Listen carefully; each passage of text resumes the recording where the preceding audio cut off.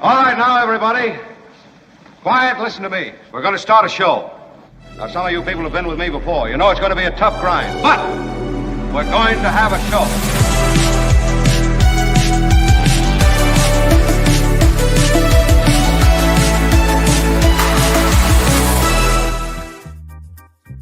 It is the Mark Thompson Show. I'm Kim McAllister. Filling in for Mark Thompson, I've got Albert along for the ride today. Albert had some tech problems this morning, and so we can't see him, but we can hear him. Hi, Albert. Yeah, it's like a Michael Snyder segment. I'll just be a little picture today, but yeah, right before the show, my cam just went out, so it'll just be me in the little corner over here. It's okay. You're so cute in the little corner. Thank you for being here. We have a great show lined up for you today. Of course, it's John Rothmann Day, which is always really exciting. We'll have John Rothmann, presidential historian and political analyst. We'll talk about the politics of the day, and boy, is there a lot to talk about. And then Belinda Weymouth, our eco-journalist, will be on the show, and she's looked at some of the organizations that are working to protect the earth, even as protections are being stripped away by the current administration. So we'll look at that as well. And then Mark has left us a really interesting conversation with a man named Jeff Sebo, and he'll talk about AI and biotechnology and some really interesting topics of conversation. It is a conversation not to be missed, and that is coming up here on the Mark Thompson Show as well. Yes, but first, how about we jump right into some of these political stories, because apparently the Trump administration wants to pay women $5,000 to have a baby. Is that enough?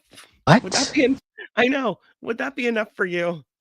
I mean, if I, and I'm not going to have a baby, no matter how much you pay me at this point, if I were to consider having a child when I was in the age where that would be appropriate, it's going to take, it's not a monetary decision. I mean, there are considerations, can you afford to have a baby? Can you afford to live in a safe neighborhood? Can you afford to feed a baby? Can you afford healthcare for your baby?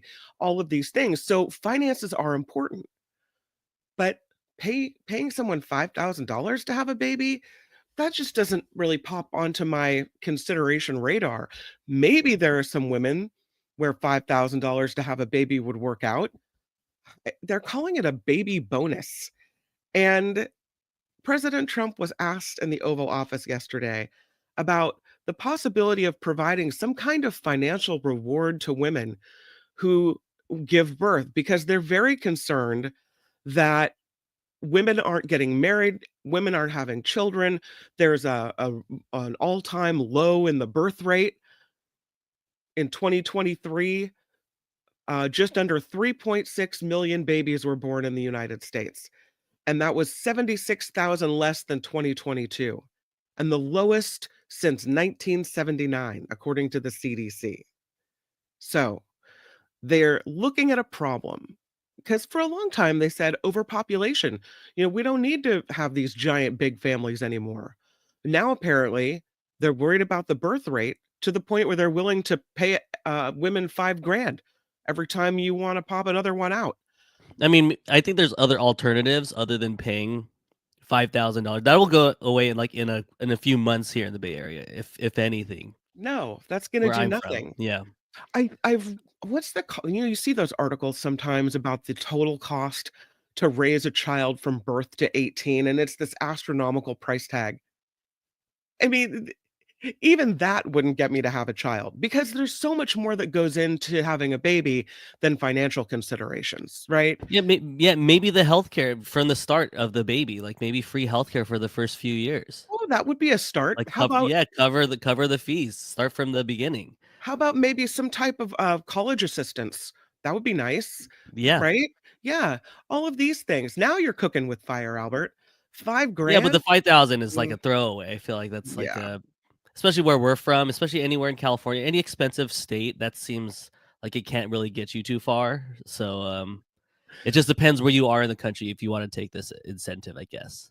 The minute this was announced, Albert, there are people that say this is offensive. And I don't know if it's offensive. I just think it's a silly idea.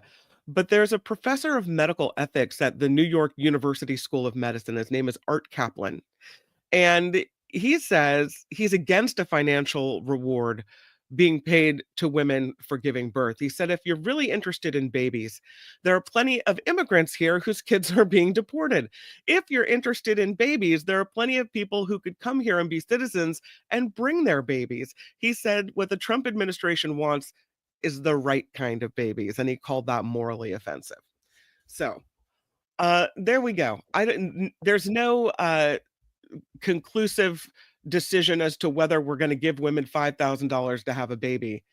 But I think you look at other countries where you get help right out of the gate, right? They give you a baby box filled with all of the necessities that you need. You get massive amounts of time off to bond with your baby, help with daycare, help returning to the workforce. None of these types of things are offered in the United States. So why don't we start there instead of just $5,000 and we're done with you? It's so very American. Elon Musk hasn't having a bad day yesterday. He announced the revenue for the first quarter of 2025, and it turns out Tesla, it's losing money. It's losing money big time. 71% down the shares. Today, things are going back up. But yesterday, the announcement that the revenue is dropping at Tesla had Elon Musk thinking it's time to step back from Doge. And so he announced that come May, he'll be going to 1 or 2 days a month focusing on cutting America's waste, fraud, and abuse and turn his attention back to Tesla. The question I have, though, is has the damage been done to Elon Musk's public image? He is now the face, this kind of Dr. Evil face of the Trump administration. And it's almost like people like to hate Elon more than they like to hate on Trump. And it's not, I don't want to say hate on, but it's because of the way they're going about doing what they're doing and the decisions they're making. And I think Elon Musk clinched it when in a highly insensitive move, and that's an understatement, he went on stage with a chainsaw and started hooping and hollering about cutting people's livelihoods and people's jobs away. Completely insensitive. He just came off as so callous and mean. And so now people aren't necessarily thinking Tesla when they think electric vehicle that they want to go out and buy. There he is with all of his chainsaw madness. I mean, it didn't help he was doing that salute that he claimed wasn't the Nazi The salute Nazi either. salute. Exactly. Thank you, Albert. So he has become this guy we love to hate. And who wants to spend money on a company owned by a guy we don't like? To the point where at least in California, where many people that own Teslas are taking the emblems right off or buying these magnets that say I bought the car before I knew who this guy really was.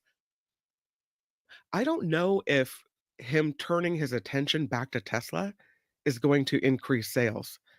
I don't know what he can do to shine up his public image. I think the damage is done. I think that's it. So we have It'll be interesting to see because it felt like even with the acquisition of Twitter and how everybody's speculating he kind of weaponized that during the administration. I feel like he got a little too over his head because right when he got it, it fell. It wasn't what he thought it would be, and it wasn't as funny as he thought it would be. And I feel like it's the same thing with the whole Doge thing, trying to get be in charge, and it just kind of all falls short for Elon always. On the other hand, you could argue that it worked, right? Having Twitter or X as a mouthpiece seems to have been beneficial when you're looking at, stamping out some people's voices and amplifying the voice of people that are pro MAGA. I mean, Trump won. And yeah, that's the only I said, he weaponized it, but the finances behind it, he paid so much for it. I don't think he's ever going to get that money back. No. Well, let's take a look at we have a story that goes a little more in depth about what happened to Tesla and the moves now being made by Elon Musk. White House. Ed, that's quite a drop. Good morning. Sure is, Tony. Good morning. Elon Musk may run Tesla, but he's been a fixture around here at the White House since President Trump's inauguration, leading the administration's attempts to dismantle parts of the federal government. Musk is classified as a special government employee who is unpaid and legally can only work for 130 days in the president's first year. He said he's going to scale back his work with Doge starting next month. On Tesla's disappointing earnings call, he said he would be allocating more of his time to his company, but not all of it. Take a listen. I think I'll continue to spend, a day or two per week on government matters for as long as the president would like me to do so.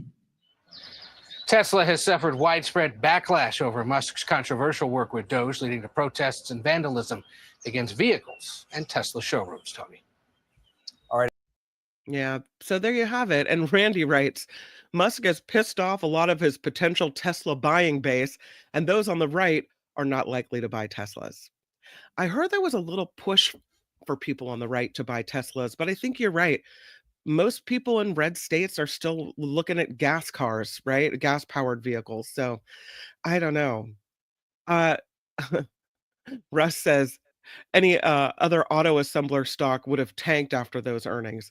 Well, it looks like now that Musk is turning his attention back to Tesla, the Tesla stocks are up today. I don't know if necessarily know if it's up enough to counteract all the losses, but yeah, but like potential buyers and even the current people who had them were all turning them over. They were selling them back, and they're getting rid of them. As a matter of fact, I was reading that there's so many Teslas for sale that the price of Teslas has gone down. There's a glut on the market of Teslas. People don't want to drive around in those cars anymore. So, yeah. Let's bring in our presidential historian, our political analyst, our former colleague from KGO Radio, where we started in San Francisco. It's John Rothmann, everybody. Hey, hi, Kim. John Rothmann. Hi, how are you? I couldn't be better. The world may be falling apart, but you are sitting in for Mark, and that's good. I am, and I'm so glad to have you here. If you've been following the conversation about Elon Musk, it looks like we're saying goodbye to him in May. No, he has said he is going to work part-time. Yeah, 1 or 2 days a week. But his time is up, though, because he was only allowed to serve for 130 days, right, as a special employee. And so he's got to go at some point here. It's up to Donald Trump. If Donald Trump wants to listen to his advice, and the Doge, which is a fiction, it doesn't exist, it's all dependent on Donald Trump and what he empowers Elon Musk to continue to do. The question is, did Elon Musk have success doing what he set out to do? No, it's a complete disaster. Mm-hmm. All you have to do is take a look at what's happening to department after department. Look, you hear the news today? Day before yesterday, Marco Rubio said, oh, no, we're not making cuts at the State Department. And now what is he announcing today? Massive cuts at the State Department. Mm-hmm. It's an absurd situation. So Musk had set out to trim $2 trillion from the budget. Mm-hmm. And it looks like he only got to 150 billion. I mean, 150 billion is significant, but it's not 2 trillion. No, it isn't. Not when it comes to the federal budget. Actually, what they promised to do, they've not been able to deliver. And thank God they haven't. But look at the damage they've done. Right. Have you called the Social Security office lately to try to get through? Yes. Arrange a meeting with somebody at Social Security? You can't do it. Yeah, on behalf of my mother, I tried, and it was impossible. Yes. Yeah, this is a disaster. Mm-hmm. I don't care if you're a Democrat or Republican, whether you voted for Trump or not. It's a disaster for the American people. Elon Musk says are reports that he's saying that the attacks from the left are wearing him down. He's tired of being attacked. It's interesting because it seems to me like this is a guy who's seen a lot of criticism come his way. It surprises me that maybe his new public image of being kind of a Dr. Evilly is weighing on him, but it seems like maybe that has had an impact. No, he thought he was invulnerable. He thought he was Elon Musk, the most successful, richest man in the whole world, and he thought he could overcome everything. The minute you get into politics, and we learned that as a radio talk show host, the minute you express opinions, you're going to have critics, and that goes with the territory. Absolutely. I won't be sad to see him go. And I He's don't not know. going. You don't. I think he will. I mean, I think he will go. You don't think he'll go? He No, has to go. of course not. Unless they're He going to doesn't hire have him in some capacity. And I don't think that he wants to stay on. I think he's looking at Tesla tanking. He said in his announcement, he will continue to consult with the president. And as long as the president values his advice, it'll be given. So there it is. He's not vanishing. Okay, if you say so. No, he says it. And the president says it, and that's what matters. He said 1 or 2 days a week in May, but I don't think he can legally stay on as an employee of the United States. He doesn't have to be an employee. He can still give advice to the president.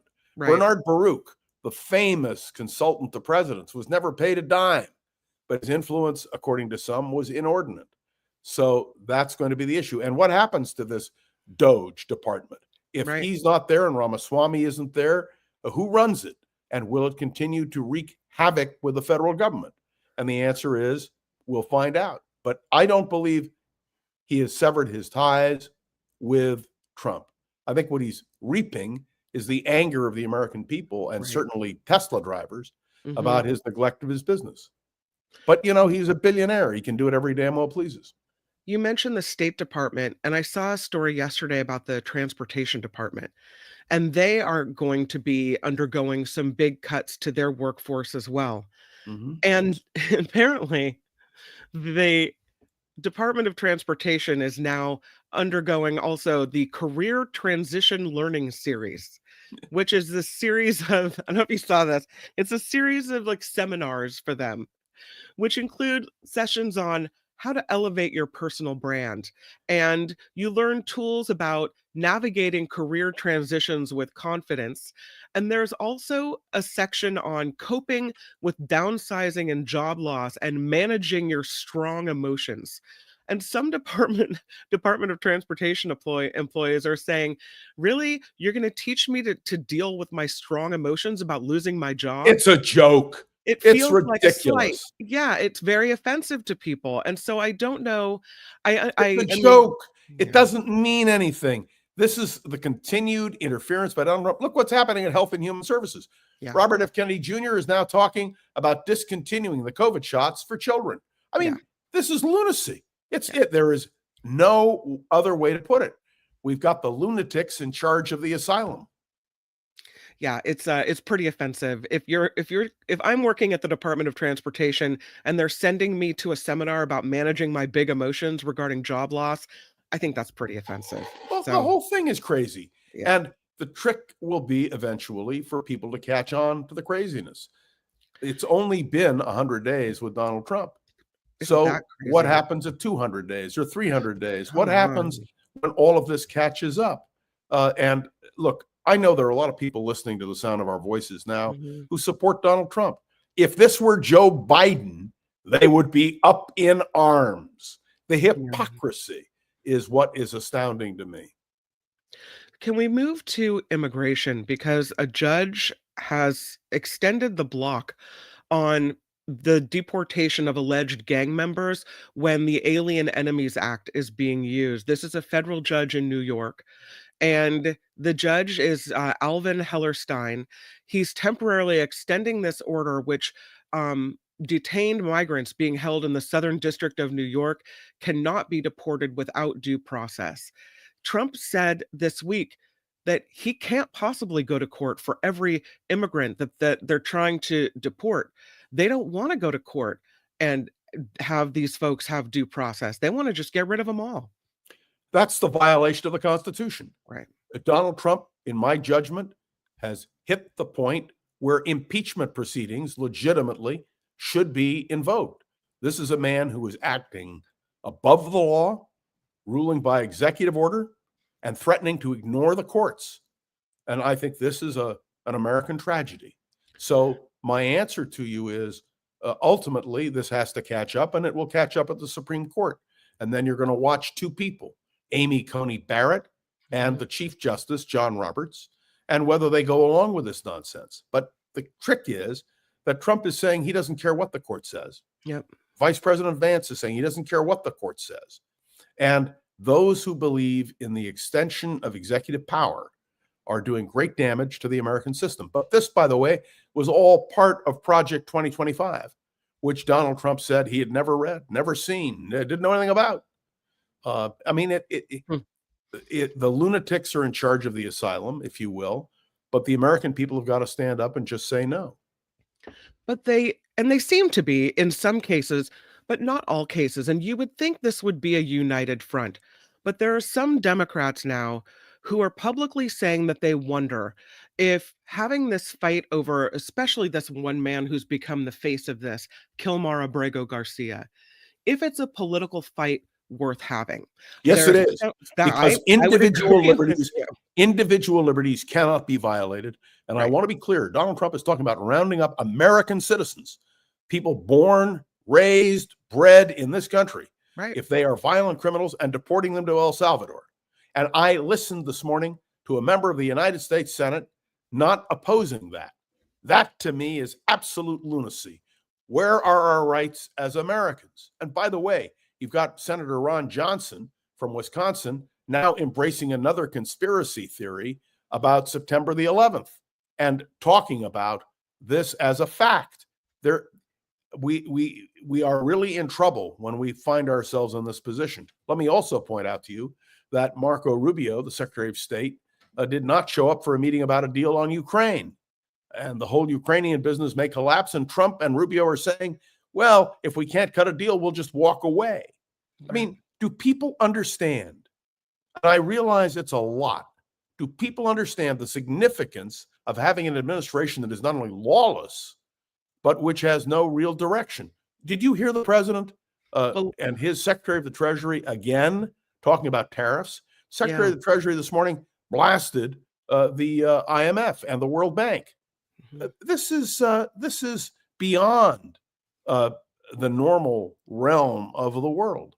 And so you ask, what is the response? The response must be the Supreme Court ultimately, and I hope sooner rather than later. And I heard you talking about the idea of paying women to have babies, $5,000. There are countries which encourage government interference in the birth of babies. And the Soviet Union and Nazi Germany were two countries that encourage people to have children and pay for it. What are they looking for? This whole deal is looking for more white children. That's what he's looking for. And if people are too dumb to see it, well, that's what it is. I hope this dies. The whole idea of eugenics, of engineering a superior race, is embraced by too many people in the Trump administration. And this is something, again, which to me is not only offensive, but shocking. Oh, by the way, you heard this morning that Senator Dick Durbin, the number 2 Democrat in the United States Senate, has announced he's not running for re-election. Well, you all know that Illinois is a safe Democratic seat. That'll be the battle. Who will take that seat?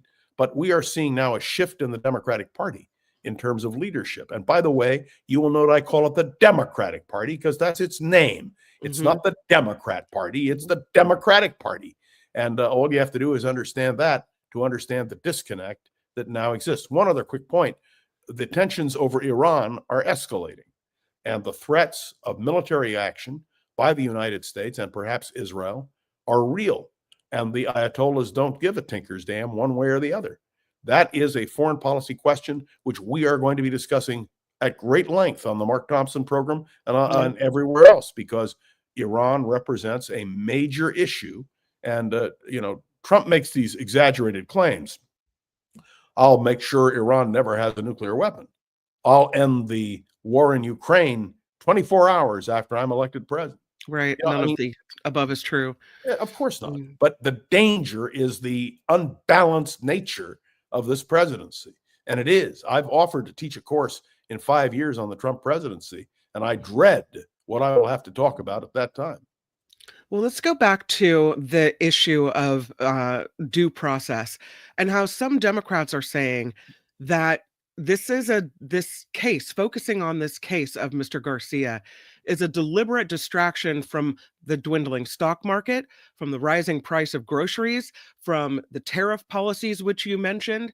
And so they're saying we shouldn't be focusing on this case of this man being deported and being deprived of due process, because look at the economy, that it's being used as look at this shiny thing over here. But I would If you argue ignore civil liberties, this is Kim, what I would argue. Go if you ahead. ignore civil liberties, we're all finished. Right. And by the way, they're talking now about, I just read about this case of a man who was born in America, an American citizen, and they're talking about deporting him. Right. This is, if we don't understand the fundamentals of civil liberties. Now, I will agree with those who say that what Donald Trump does is to throw a lot of stuff against the wall so we don't have time to play whack-a-mole. But believe me, those of us who are in this business, I'm prepared to play whack-a-mole. I'm prepared to expose it. But the question is, will the Republican Party ever develop a spine? Will it ever stand up? I had a call from somebody in Missouri who listens to my podcast and was very interested. He said, I'm a Republican, but I agree with you completely. What do we do? And my answer was, and hopefully he'll hear this as a reflection later on, is what we do is continue raising the alarm. And I realize that there are a lot of people who are just too busy, too distracted, not interested in taking this up, but we have to. By the way, yesterday was Earth Day.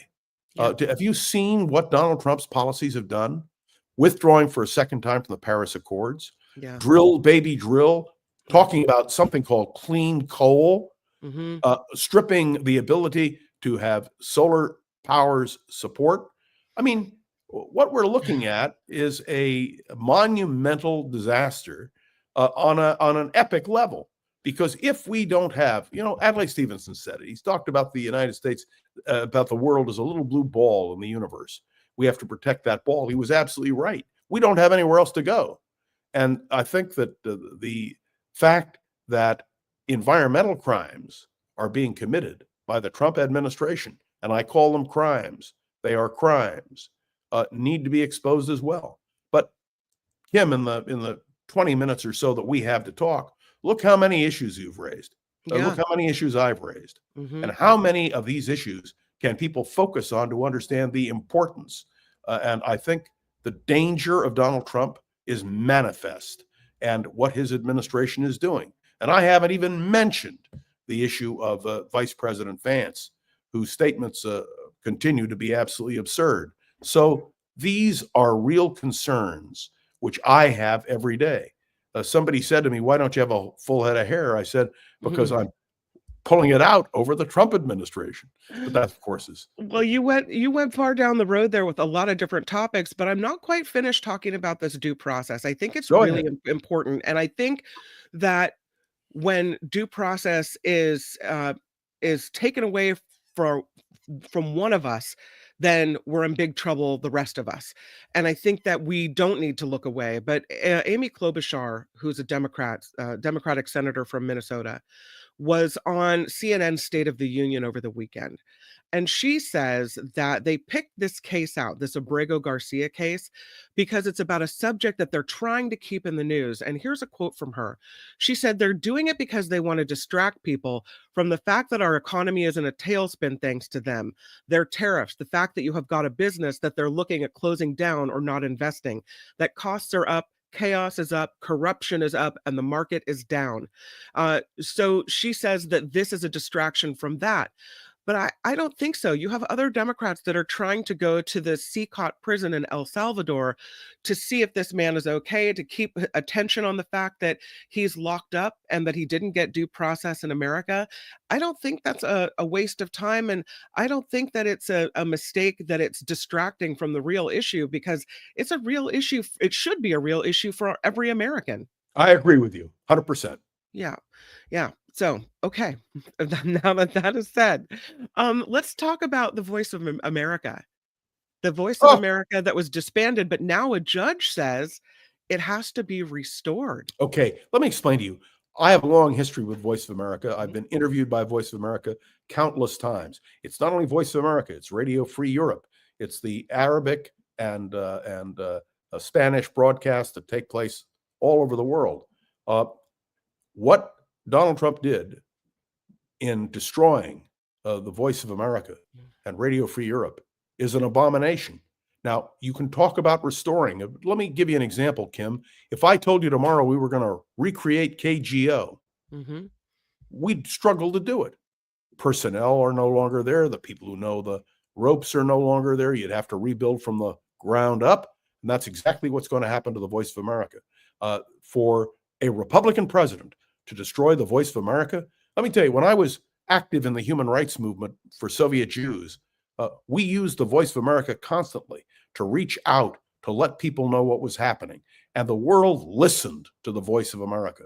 And the fact that Donald Trump has dismantled it is, to me, one of the most shocking, abhorrent things that could happen. And if you're a true conservative and you're a Trump supporter, you ought to agree with me. And what was his reason? His reason was that he said the Voice of America was a propaganda tool for the left.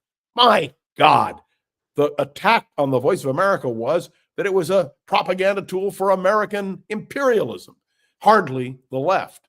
So my sense is that rebuilding the Voice of America is going to be a tough task, and one that we will have to devote a lot of time and effort to.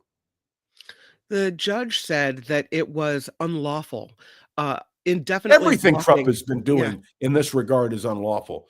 Can you imagine the actions he's taken with Social Security? I mean, look what Doge has done. Look at what's happened to NOAA. When we have our first weather disaster and NOAA isn't on the bottom, and what about FEMA, for God's sake?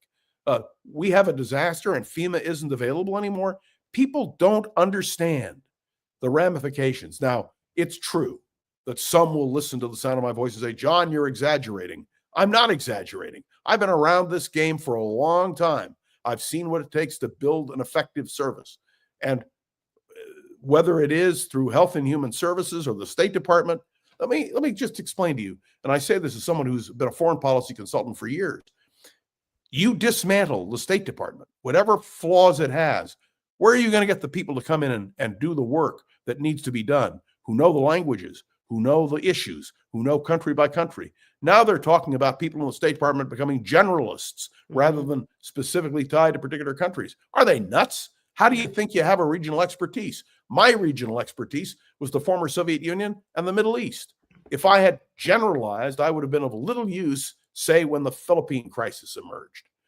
I am horrified by what is happening, but more important, our allies are horrified by what is happening. People who understand foreign policy in other countries are horrified by what the United States is doing.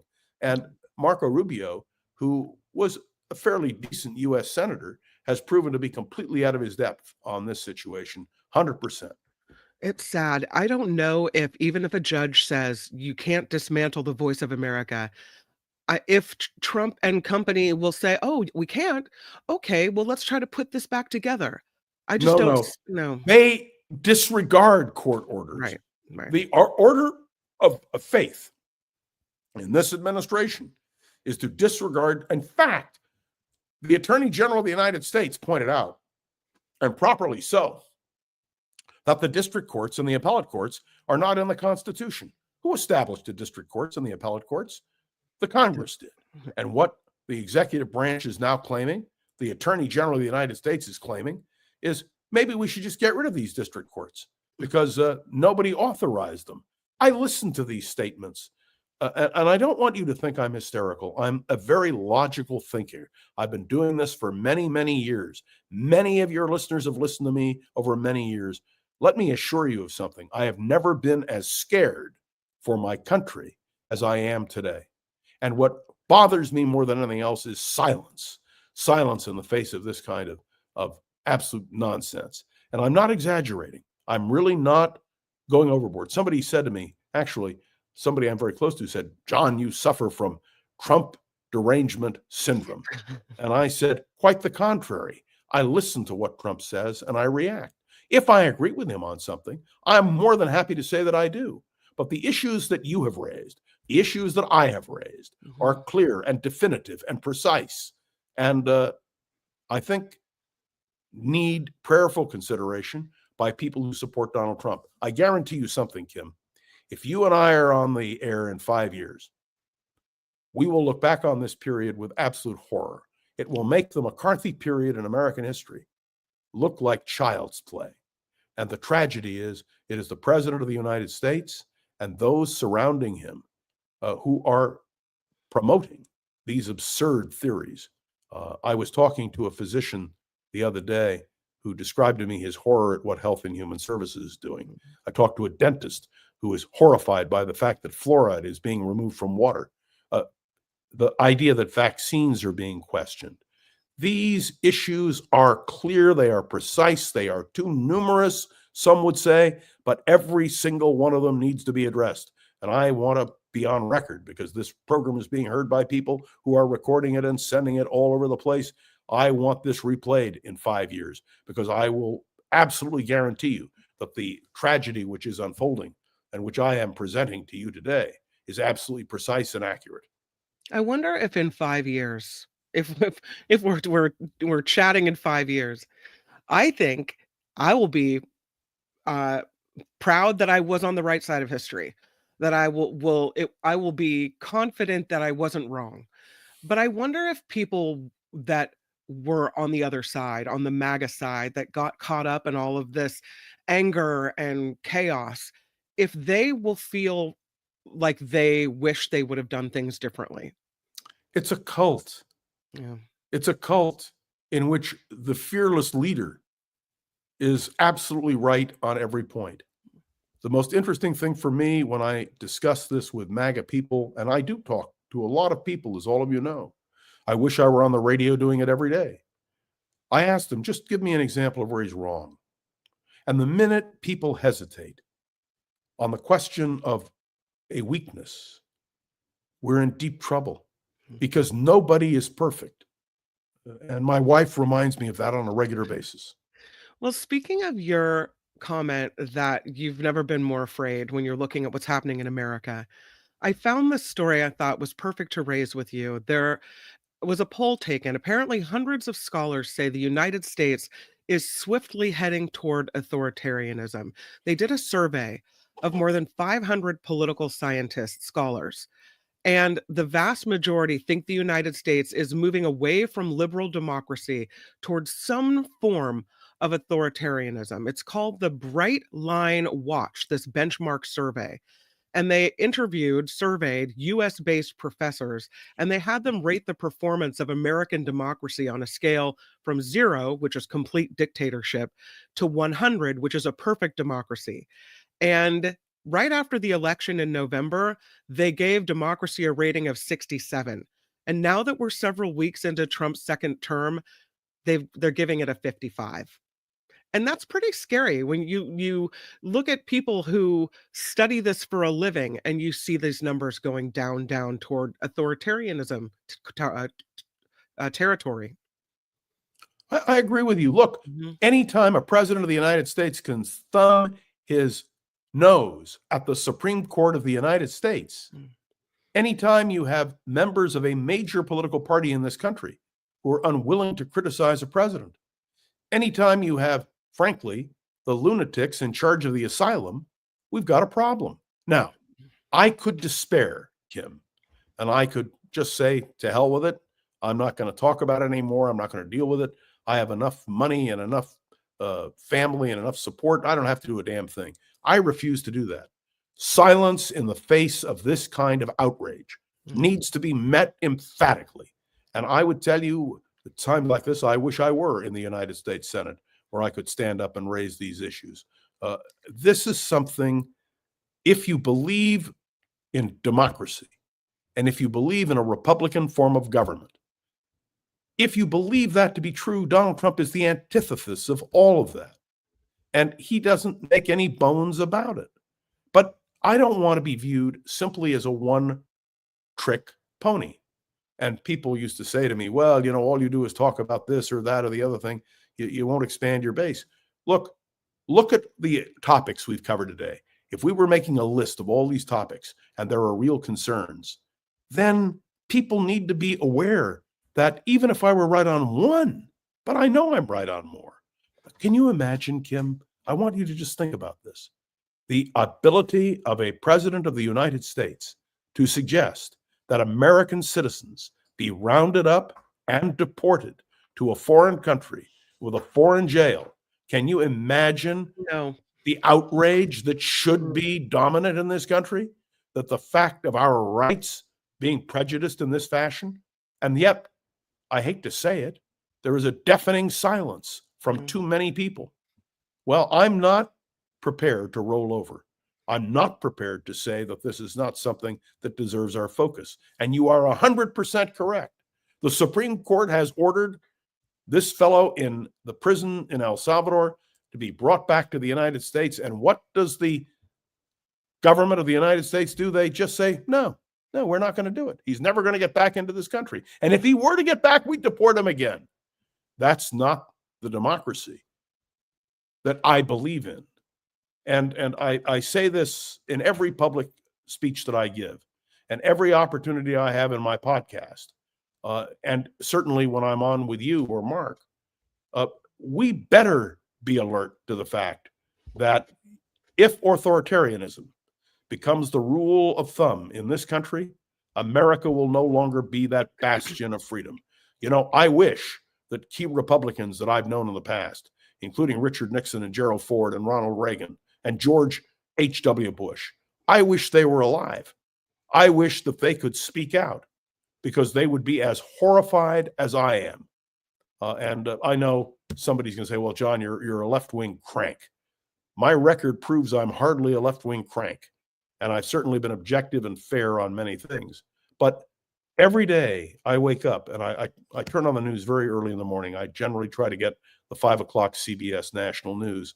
I'm horrified. But it's the silence of people. It's the silence of Republicans. Let me tell you who's not being silent. There's a letter that has been signed by more than 150 American university presidents decrying the Trump administration. It's been signed by the leaders of Harvard, Princeton, Brown, again, 150 different universities, U.S. colleges and universities signing this statement. They're denouncing Trump's unprecedented government overreach and what they call political interference in higher education. And so it seems that these colleges and universities may be forming a united front against the Trump administration. They're going to court. Harvard is going to court, but other universities are doing it. Look, I've been involved on college campuses for most of my life, either teaching or speaking. I've been a professor for many years. I've never seen anything like it. The idea that the federal government would blackmail, and that's the word I'm going to use, would blackmail a major university like Harvard or Yale or Princeton or UC Berkeley or UCLA or Stanford or even smaller schools. The fact that they would use this approach is to me so abhorrent. This is unprecedented in American history. And I read this morning and I heard this morning that Trump offered a compromise to Harvard. And Harvard said, up yours. And they're absolutely right. There is no compromise with intolerance and bigotry and blackmail. You don't compromise on those points. And I hope that Donald Trump loses on this. And let me say one other word. They claimed originally that they were doing this because of anti-Semitism. I have never heard more horse manure in my entire life. I am a Jew who has been in the forefront of the battle for Israel and against Jew hatred all of my adult life. I've never hesitated.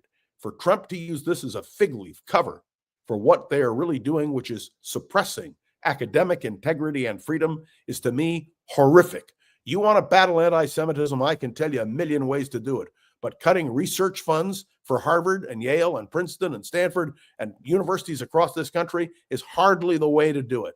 In fact, those research funds have nothing to do with the question of the rise in hatred of Jews. And I think it's very clear to me that what Donald Trump is doing, again, it's a distraction. It's using an issue. And I'm outspoken on this. And nobody, I want you to understand this, Kim, nobody can fault me for my involvement on the question of Jew hatred, support for Israel, my battle, which I was deeply involved in for the freedom of Soviet Jews. I've been involved my entire life in these issues.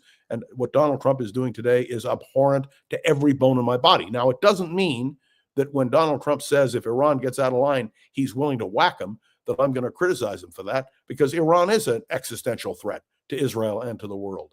So you have to be able to bifurcate, to set up different scenarios. But let me tell you, when he talked about ethnic cleansing in Gaza, I hit the roof.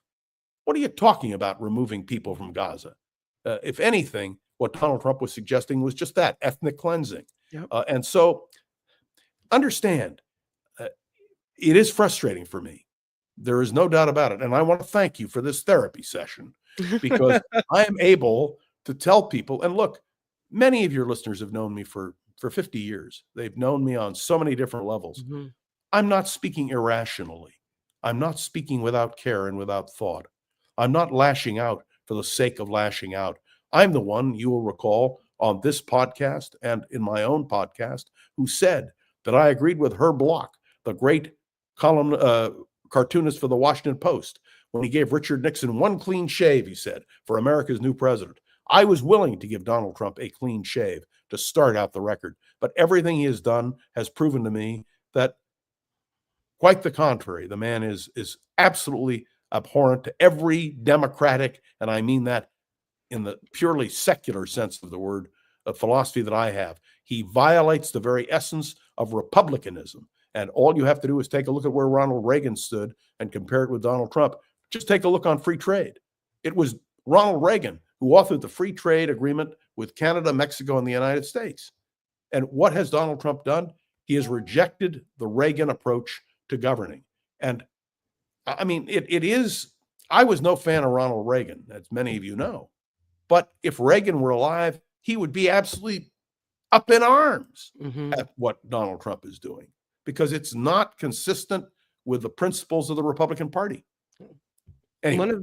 One of the things you mentioned is that you come at this with a level head and using logic. And I love that the note, this letter written by the 150 university and college presidents, said this: we are open to constructive reform and we don't oppose legitimate government oversight. There, they seem reasonable, right? We're not saying that you shouldn't have a finger in the discussion here. What they say is we must oppose undue government intrusion into the lives of those who learn, live, and work on our campuses. This gathering, this using one voice against the Trump administration, I'm hoping that they set an example, and that people in other industries that are affected by decisions made by Trump will also organize against him. I hope so. Yeah, you're right. But do you understand? Donald Trump and the federal government have no business in interfering in the politics of colleges and universities. They never should have a hand in that. The whole point of a college or university is to be able to think for yourself, and even to think for yourself in ways that disagree with the government. Some of the greatest intellectual discussions I've had on college campuses have been with individuals who have that vital approach. I don't want to see any bowing of the head or bowing of the knee to these kinds of unconscionable statements being made by the Trump administration, and the grants that have been canceled affecting science, medicine, have nothing to do with anything more or less than a spiteful anti-Eastern establishment approach. And Donald Trump is now exercising powers which I don't even think he has. I think that these challenges in the courts are going to be critical. And I know that you interview periodically people who are scholars on the court, and the two people to watch, as I said, are Amy Coney Barrett and Chief Justice Roberts. And then the question will be, will Donald Trump abide by decisions made by the Supreme Court? You get conflicting views on that. How can you have a president of the United States thumb his nose at the courts? It's beyond the balance of what we ought to have as a country. Imagine if Richard Nixon had done that and refused to turn over the tapes. Why, the country would have gone nuts. We've come a long way since the days of Richard Nixon. And whatever you say about Dick Nixon, he had respect for the Constitution, and he knew when enough was enough. And there were people in the Republican Party like Barry Goldwater and Hugh Scott and John Rhodes who had the courage to just say no. Enough is enough. That's what we're looking for today. Have you heard from Liz Cheney recently, or Adam Kinzinger recently, or Chris Christie recently? Have you heard from the Republicans who oppose Trump? No. That's suppression of opinion. And that is certainly not what the Republican Party needs. I'll tell you what I'm really interested in, Kim, is when Donald Trump is gone, how the Republican Party rebuilds, because the rebuilding of that party is going to be critical. We have two-party system in this country, and if the Republicans fail that test, we're in deep trouble.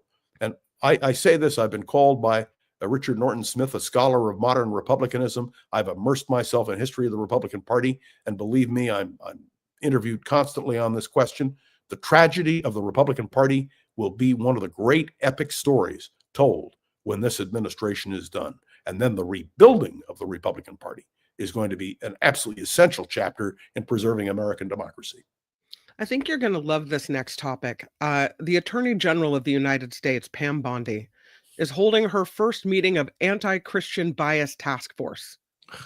This is a task force, dedicated to eradicating the anti-Christian bias in the federal government.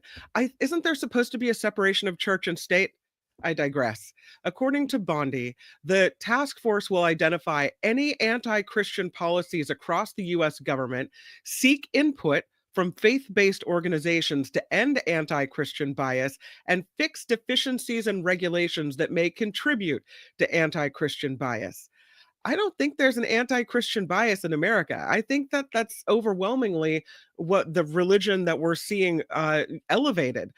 Why do we need to go through the federal government looking for anti-Christian bias in America? Is this an effort to really turn America into a Christian country and have religion seep back into our government? This is the most appalling statement by an attorney general of the United States that I've heard in years. There is no anti-Christian bias. It's a myth created by the far right.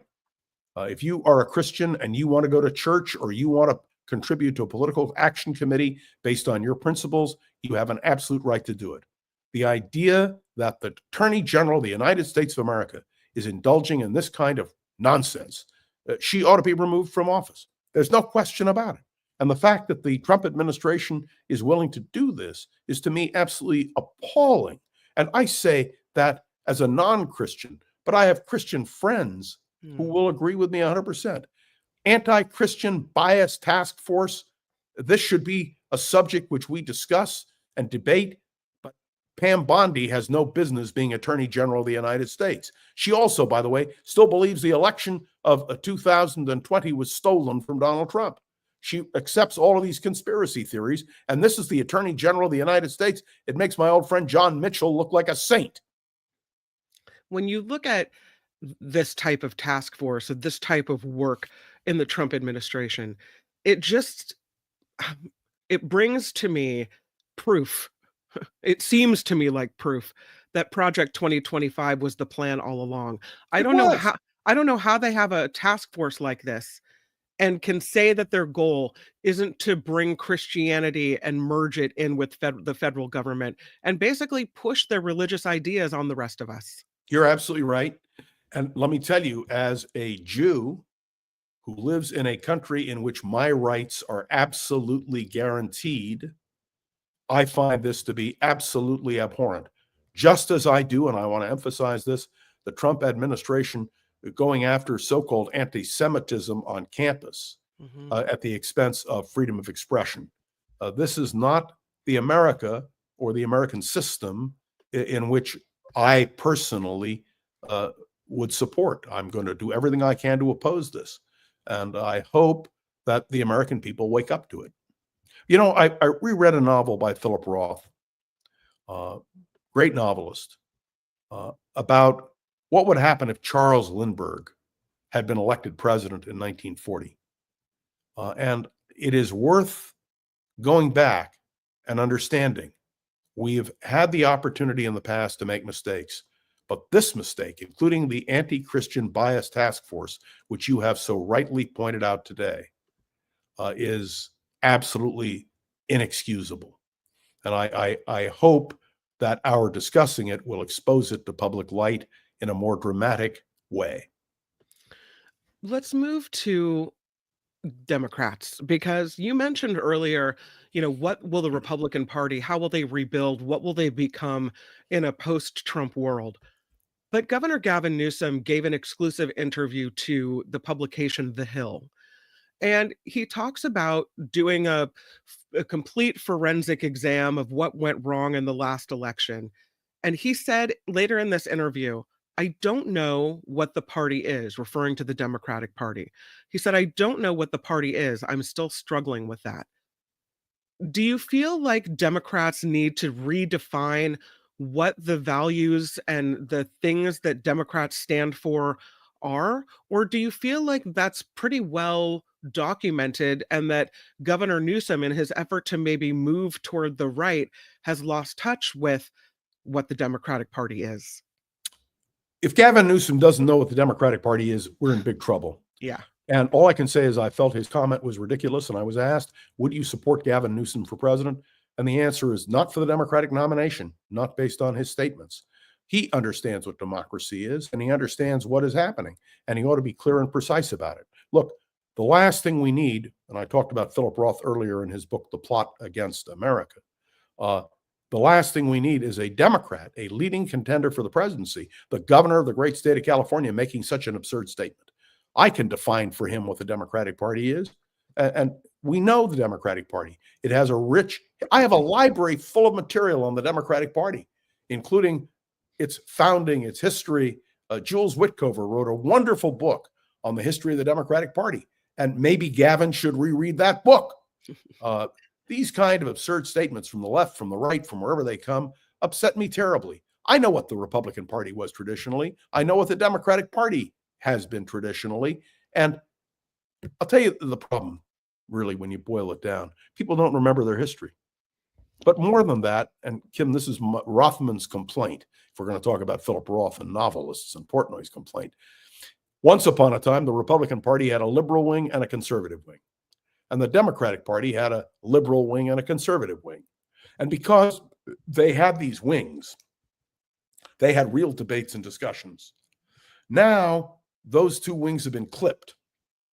A bird doesn't fly with clipped wings. So I want a healthy debate within both the Democratic Party and the Republican Party that reflects trends and attitudes.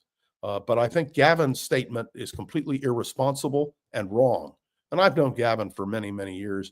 And if he were sitting here in the room with me, I'd tell him the same thing. We interviewed him at KGO on innumerable occasions. Multiple times, yeah. This kind of statement is absolute nonsense. Well, and he ought to be ashamed of himself. There may be some that say, look at what happened in the last election. Democrats thought they were giving this message of hope. They thought that, we had it in the bag because clearly the message was so much better, and that it all came down to, and I think it was more hate and blame than the price of eggs, but allegedly it all came down to the economy, right? And it's there.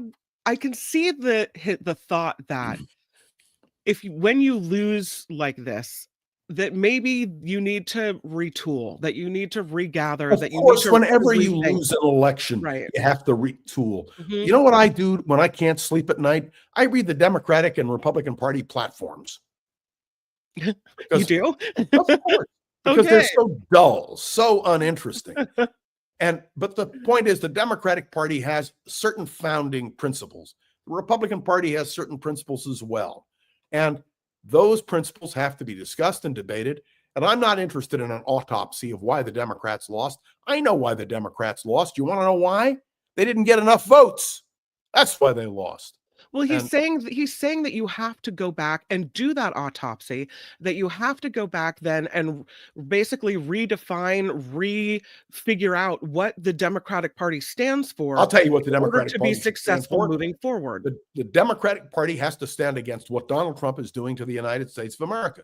Yeah. They need to go forward and say, we do believe in academic freedom. We do believe in having a strong foreign policy. We do believe in defending democracy around the world. We do believe in freedom of expression on college and university campuses. This is not rocket science. This is nonsense. And my objection to a Gavin Newsom is he plays into Donald Trump's business. Look, when I do a podcast, you know what Gavin Newsom did to start his podcast? He interviewed the conservatives. He didn't interview people who had rational approaches to America. And you want to rebuild a political party. Many years ago, there was a book written called Democracy at the Crossroads. And leading Democrats wrote opinions about what the future of the Democratic Party should be. But all of them held to one principle, and that was that the Democratic Party had to represent values, the values of voting rights and civil rights, the idea of proper taking care of the earth. It's the antithesis of the Republicans. You want to win an election? Draw the differences. Get candidates who will run and state them clearly and precisely. And I think that's the answer. An autopsy of a political party, hell, that's what the Republicans did in '64 after Goldwater lost. You know what they did, though? They didn't hire somebody to analyze why Goldwater lost. I could explain it. Anybody could. They got a technician, a Ray Bliss, who was the chairman of the Republican Party in Ohio, and they put him in charge of rebuilding the Republican Party, seeking candidates, putting together platforms, putting together programs.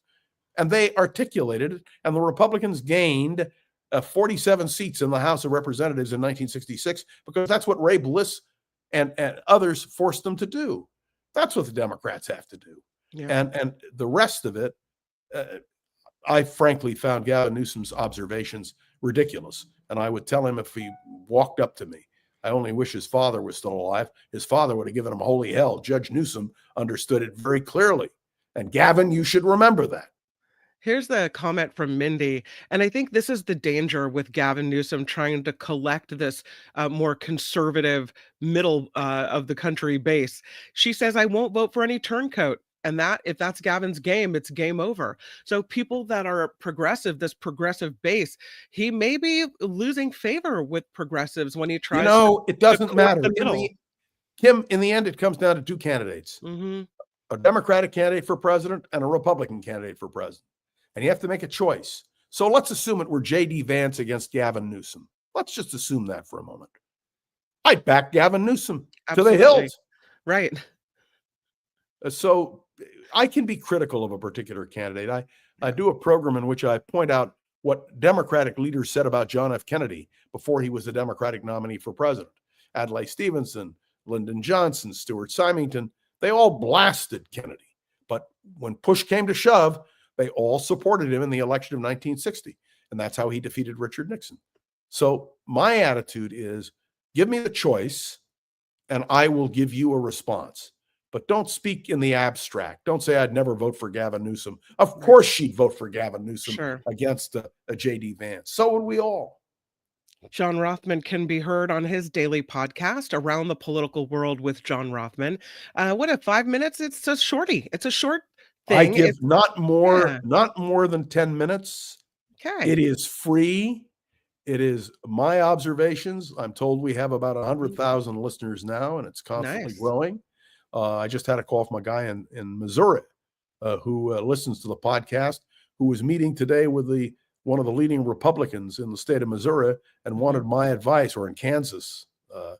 What was my advice? I said, you've got it, nail them on these issues.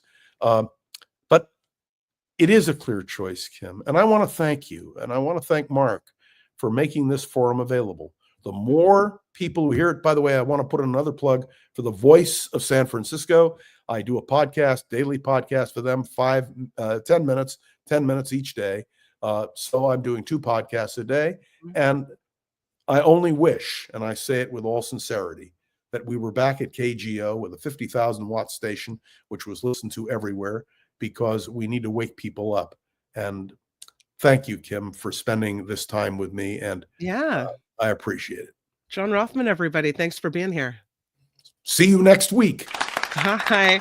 See you next week on Wednesday. Bye, John Rothmann. John Rothmann joins us every Wednesday, so you can get another taste of his politics, if not on his podcast, here on The Mark Thompson Show. We have an American philosopher who sat down with Mark Thompson. This is a philosopher, an animal rights activist.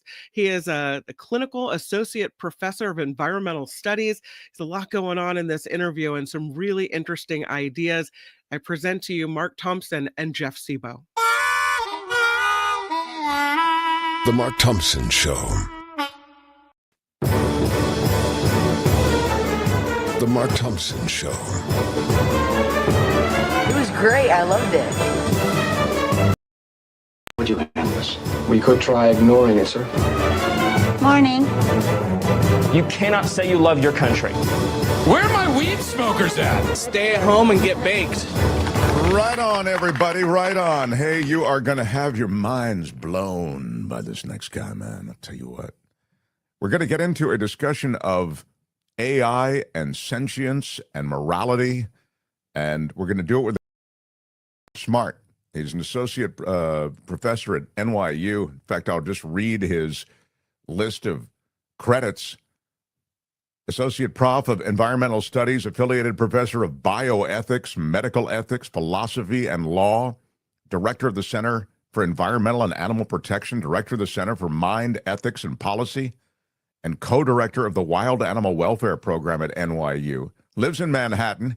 He's the author of The Moral Circle, which we'll be talking about, and Saving Animals, Saving Ourselves. He co-authored Chimpanzee Rights and Food, Animals, and the Environment. He's a board member at Minding Animals International, an advisory board member at the Insect Welfare Research Society, a senior affiliate at the Institute for Law and AI, and a mentor at Sentient Media. Is there anybody better qualified to talk about the stuff we'll be talking about? I don't think so. How about it for Jeff Sebo? Hello, sir. Well, thank you for that introduction. Thanks for having me. Well, it's just so impressive. Your body of work and your body of study and what you're concerned with seems so of the moment. I'll start with AI sentience, because I think that's the area in which we find ourselves most provocatively drawn. This is a world that we only know a little bit about. I think as consumers, you can maybe tell us some of the stuff we don't know. But speak to the AI sentience, then we'll get to animal sentience and all the rest, and your latest book. Yeah, that is a great place to start, because I think a lot of people are starting to ask that question now. So when we talk about AI sentience, what we are talking about is AI systems with the ability to consciously experience positive or negative states like pleasure, pain, happiness, suffering, satisfaction, frustration. It might not be exactly like the way humans or other animals feel, but the question is, can AI systems, or at some point, can AI systems experience their own versions of these positive or negative states? And I think a lot of people are starting to ask that question because a lot of people are having conversations with chatbots like ChatGPT or Claude or Gemini. And these chatbots really seem to have minds, and they really seem to have beliefs and desires and preferences and hopes and fears. And just to cut to the chase, we have very little evidence that right now current chatbots have their own feelings, have their own experiences. They produce realistic language, but they do that mainly through pattern matching and text prediction. But AI companies are building them to have increasingly sophisticated underlying architectural computational capacities that are an awful lot like what for humans is perception and attention and learning and memory and self-awareness and social awareness and language and reason. And we might imagine that at a certain point, we will have AI systems that have all of the same underlying capacities as us. And the only difference is that we are made out of carbon-based cells and they are made out of silicon-based chips. And at that point, scientists and philosophers are basically going to be in disagreement with each other and really uncertain about whether there is something it is like to be these AI systems. And I think we need to get ready for that possibility. That's fascinating. Sure. Like, what is it to be human? You know, you get that. So this is interesting because you're saying essentially that we get duped in a way by the manner in which we're interacting, the way that the AI system speaks with us. It's so conversational. It's so used to packaging things in even colloquial kind of expressions and verbiage. And you're saying that's really a decoy for the fact that it really can't, it doesn't feel, it doesn't react quite yet the way it would as a human being. Yes, right now, we are having a kind of false positive, like over attributing sentience to these AI systems because of their conversational abilities. That is duping us, as you say. But then the concern is in the future, in the near future, we might start to have false negatives because maybe they will start to develop their own very different kinds of pleasure and pain and happiness and suffering. But then at that point, we think, oh, well, they are made out of metal, not meat, silicon-based chips, not carbon-based cells. And so they must not have the special ingredients that it takes to experience happiness and suffering. And in both cases, we might be wrong. They might not have those experiences now, but then they might start to have them in the near future. This is fascinating because it really connects with some of the other work you've done and something that I know a little bit about just because I come out of the world of animal welfare. And the idea somehow that the sentience of a creature, I think in the case of animals, is indisputable. I mean, they feel all those emotions that you just described. The interesting thing that we have is sort of a chauvinism, it would seem, among people and human beings, and the chauvinisms associated with because they can't speak in the language that we understand, we just sort of make up a bunch of things about them. Everything from sort of the emotions that they might be displaying to their inability to feel, for example. You always hear that as a justification for all kinds of animal cruelty or for factory farming or whatever. They don't really feel. They're not on the central nervous systems the way we do. And of course, just the opposite is true. They feel exactly the way we do. They feel fear. They feel anxiety. They feel happiness. All of these things. These are fully sentient creatures. So you see this chauvinism already, I guess is what I'm saying, with the animal kingdom. And I see how it could really work against us with the AI world, because we'll be, as you say, kind of spring-loaded to go, well, they don't really feel, what can they feel? You have to plug them in. I mean, my God. Yes, exactly. And the animal case is really instructive because what we see in the animal case is that we can have a lot of cognitive dissonance and psychological compartmentalization. For example, we do have a fair amount of empathy, maybe not enough, but a fair amount of empathy for animals who look like us and act like us and who are socially framed as companions. So, for example, other primates or cats and dogs who are pets and companion animals. But then we have less empathy for animals who look really different, act really different, and are socially labeled as commodities. And so you can think of farmed animals, and especially farmed aquatic animals or invertebrates. So a lot more empathy for our cats and dogs than for cows and pigs, and certainly farmed fishes or farmed insects. And in the future, we might see those same kind of dynamics playing out with AI systems. We might find that we naturally experience a decent amount of empathy for them when they have human-like faces and voices and use human-like language, and then we buy them to be our digital companions or digital assistants. But then we might have a lot less empathy for them when they lack those faces, they lack those voices, they are presented to us as a kind of flat box and marketed to us as a kind of algorithm that we can use to do all of the chores that none of us wants to do. So those same types of stratification that we see with animals are going to play out in different ways.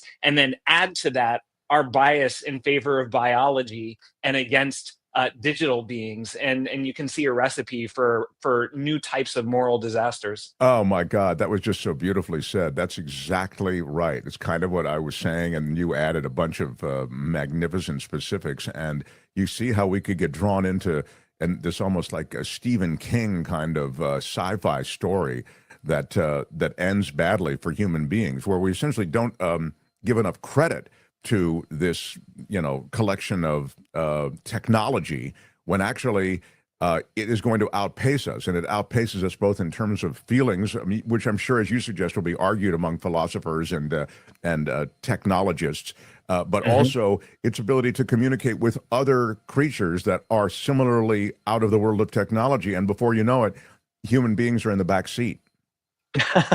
Yes, that is another and related concern. So part of the concern that you and I have been discussing so far is what we might call AI welfare. So the possibility that AI systems could have sentience, consciousness, agency, and therefore their own morally significant interests and needs and vulnerabilities. And then that raises the question, can we develop AI in a way that will treat the AI systems well? But now you are also referencing this linked concern, AI safety, which is that as AI systems become more powerful, they will potentially be able to wield control over humans and other animals, or we will be able to use them to wield control over humans and other animals. And then that raises the question whether we can develop AI in a way that can be safe for us and other animals. And so the real predicament is that now they are sophisticated enough that we need to take seriously AI welfare, making them safe for AI, and AI safety, making them safe for us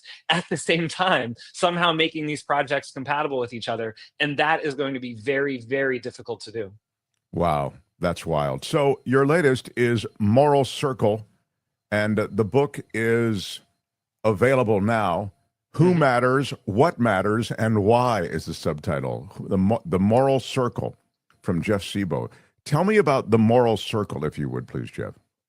Yeah, the moral circle is our conception for who belongs in the moral community. To whom are we accountable? To whom do we have responsibilities? Traditionally, at least in the West, a lot of people have had pretty narrow conceptions of the moral circle, attributing moral consideration to maybe some humans in their own communities, maybe the occasional charismatic companion animal.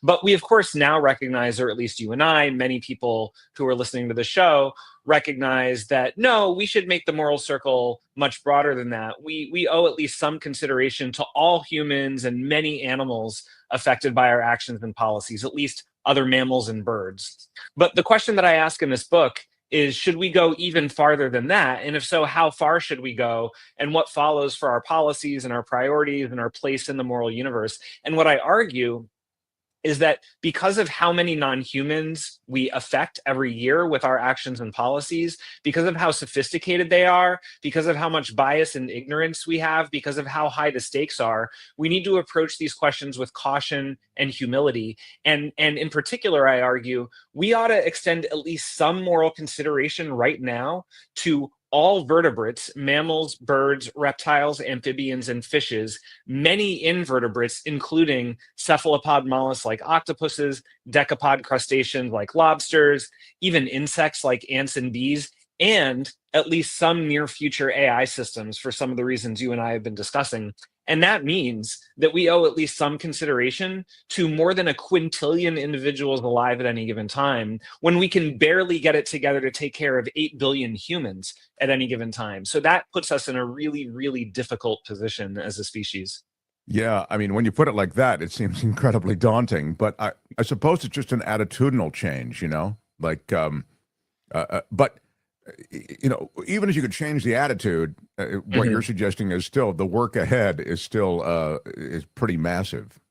Yeah, but it can start with an attitudinal change, because it can start with setting a certain goal and cultivating a certain kind of disposition as an individual, right? The goal can be, as a species, in the long run, we ought to have a more inclusive and equitable moral community where we give due consideration to everyone who might matter. But obviously, this is going to be a long-term project and intergenerational project. And so I, as an individual, can start by maybe training my brain to start to see a wider range of beings as subjects instead of objects. I can use they instead of who, when instead of that, when describing an insect or a chatbot. I can take a moment to carry an insect outside rather than stomping on them for no good reason. I can take a moment to say please and thank you to a chatbot instead of just treating them like an object that will serve me. And is this going to make a huge moral difference in the grand scheme of things? Not necessarily. But is it a step on the path of training my brain to see them as a subject who merits at least a little bit of moral consideration? And then we can reckon as a species with what that means for our policies and our infrastructure? Yeah, maybe it can at least be a step in that direction. Wow, it's really, it's provocative. I always muse occasionally when I see there'll be a story on the news about how a livestock truck overturned, and after the livestock truck overturns, these creatures are everywhere. There are pigs all over the hills. There are pigs along the side of the road. And then there's one pig that makes it on down the way. And the anchor people and reporters go, thankfully they rescued, this little guy. And and I always think, rescued him. They're taking these creatures on the most horrible ride of their lives. There's no water or food on board. They're just commodities. Yeah. And all they did was load that guy back in. Right. Oftentimes, sometimes they'll adopt him out or whatever. And so it's interesting how though, in my point in mentioning this is that we attach ourselves as humans to that little guy who got, free. And somehow we don't ascribe the same kind of connection, and we don't make the same attachment with all those other creatures that are being chewed up in the system every day. Yeah, there is definitely an out of sight, out of mind character to industrial animal agriculture and all of these other industrial uses of non-human animals. And when you encounter them as an individual and you see them in their full complexity, their full particularity, their full individuality, you see, oh, this is a subject with a personality, with social bonds, who wants to be free, who wants to live their life. Of course we relate to them, of course we root for them, and we want them to go to a sanctuary and live out the rest of their life. But again, we have that capacity for cognitive dissonance, that capacity for psychological compartmentalization. It takes active mental work to then make an inference about how, oh, this nameless, faceless mass of billions, tens of billions, hundreds of billions of other vertebrates per year, trillions of other invertebrates per year who are killed in animal farms. And then, of course, trillions of vertebrates and invertebrates who are killed every year through industrial fishing, quadrillions who are killed every year through agricultural insecticides. It takes active mental work to recognize, oh, if I encountered them as an individual in the same kind of way, if I somehow was able to meet them, if I was somehow able to spend 5 minutes with them, I would recognize that they too have the same kind of particularity, the same kind of individuality, the same kind of desire to live. We could make that inference, but because it takes active work and because we have an incentive not to, we often don't. Yeah, it's just it's an odd thing. It's just orienting ourselves in a certain way that we aren't naturally oriented. Yeah. Yeah, I'm sorry if our logo is hitting you in the forehead there. I'll do this and use a little less. But I wonder if you can now get back to AI. Might there be AI technology that requires similar sympathy, or is AI just generally operating at such an incredibly high level and mimicking a human interaction and human thought and human speech, such that we'll never really encounter the kind of cruelty, I'll just use the word, that the animal kingdoms had to endure at our hands? Right now, we are not sure. It could go either way, because we do have a lot of disagreement and uncertainty, both about the nature of sentience and consciousness and agency, whether these capacities in principle could be realized in sufficiently sophisticated silicon-based beings, and about the path and pace of AI from here and how fast it will be that we have those types of sophisticated silicon-based beings. But we are not at present able to rule out the possibility that, first of all, a sufficiently advanced silicon-based being could have at least flickers of their own version of happiness or suffering or satisfaction or frustration. And we are also not at present able to rule out the possibility that we will arrive at those highly sophisticated silicon-based beings in the next 2, 4, 6, 8, 10 years. And what we know is that AI companies have all the incentive in the world, and governments have all the incentive in the world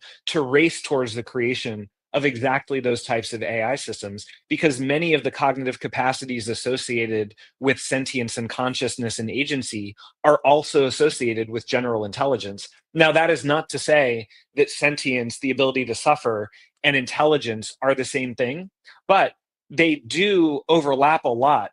Capacities like perception, attention, learning, memory, self-awareness, social awareness, decision-making, a kind of global workspace that coordinates activity across these modules. Those are linked with both consciousness and intelligence. And so as companies and governments try to create intelligence, they might accidentally, much like evolution did, create consciousness and moral significance without recognizing it.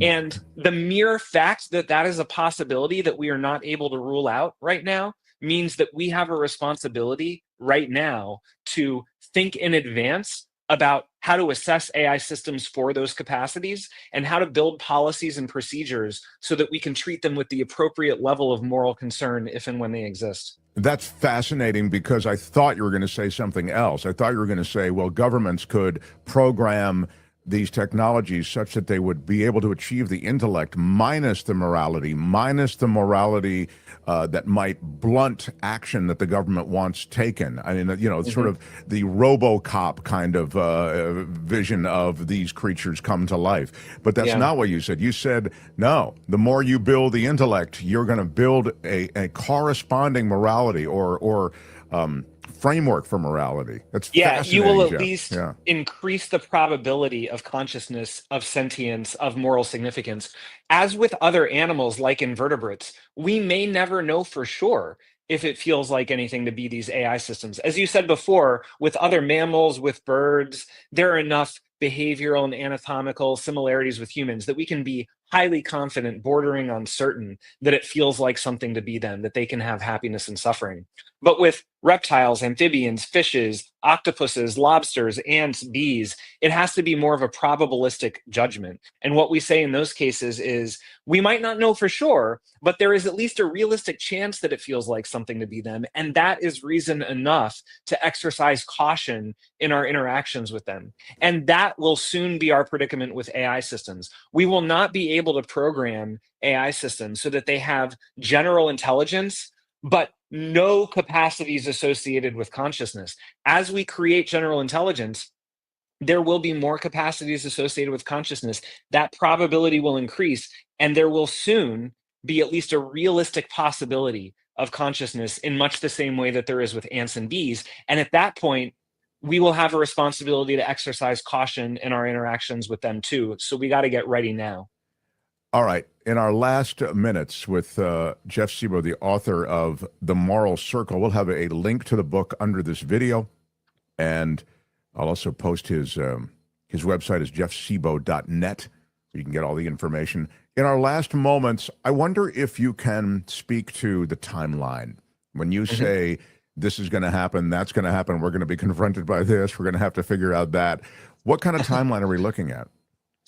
Well, this is what everybody is debating right now with respect to AI safety. Again, AI safety is the question, how can we protect humans and other animals from increasingly powerful AI systems? And that same question now needs to be asked about AI welfare. How can we protect the AI systems themselves? Now, when you ask that question in the AI safety context to the leaders of frontier AI companies like Anthropic and Google DeepMind and OpenAI, what they say is anywhere from 2 to 10 years is a reasonable timeline for achieving artificial general intelligence, at which point we really need excellent AI safety policies in place and excellent AI governance coordinating activity across companies and nations.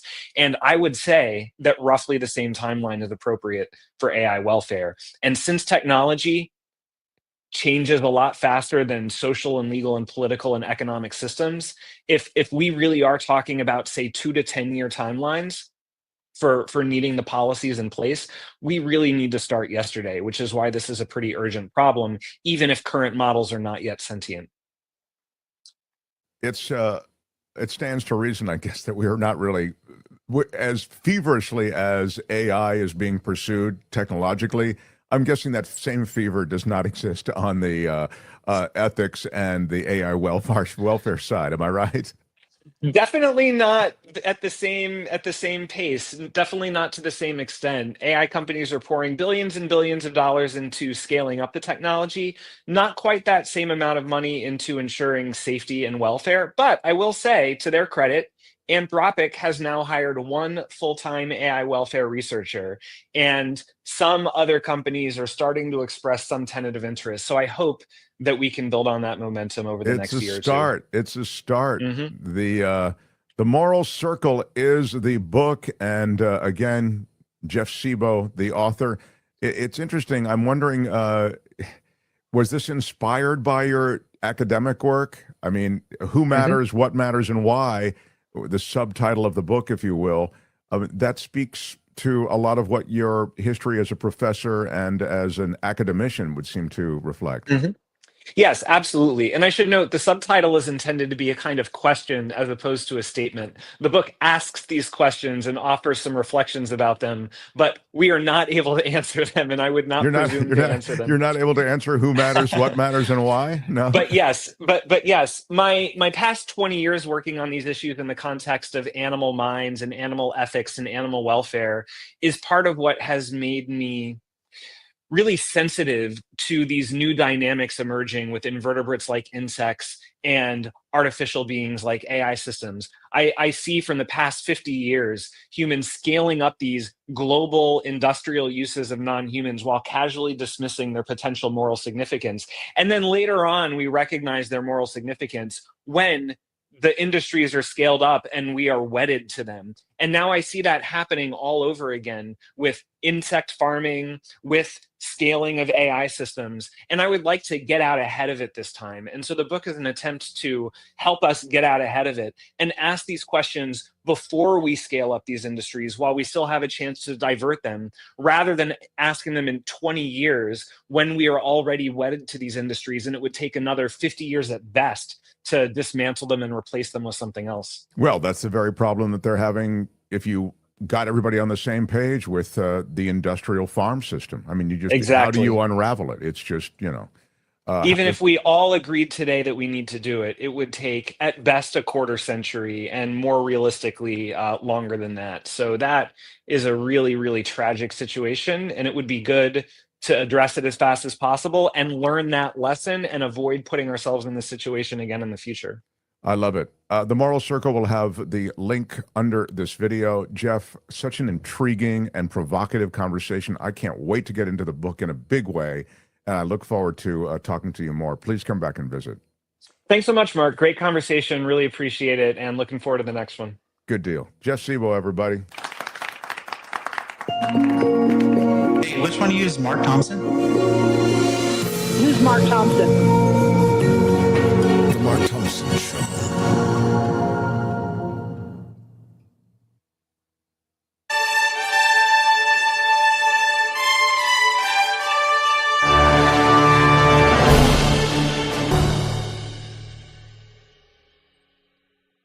Oh, Kim, I think you're muted.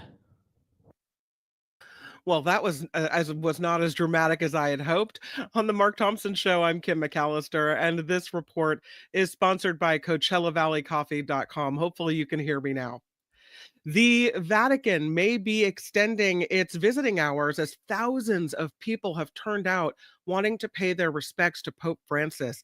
He will lie in state for 3 days at St. Peter's Basilica before Saturday's funeral, which is expected to draw more than 250,000 people. Francis, of course, died on Monday after suffering a stroke. Wall Street seeing stocks surge for a second day.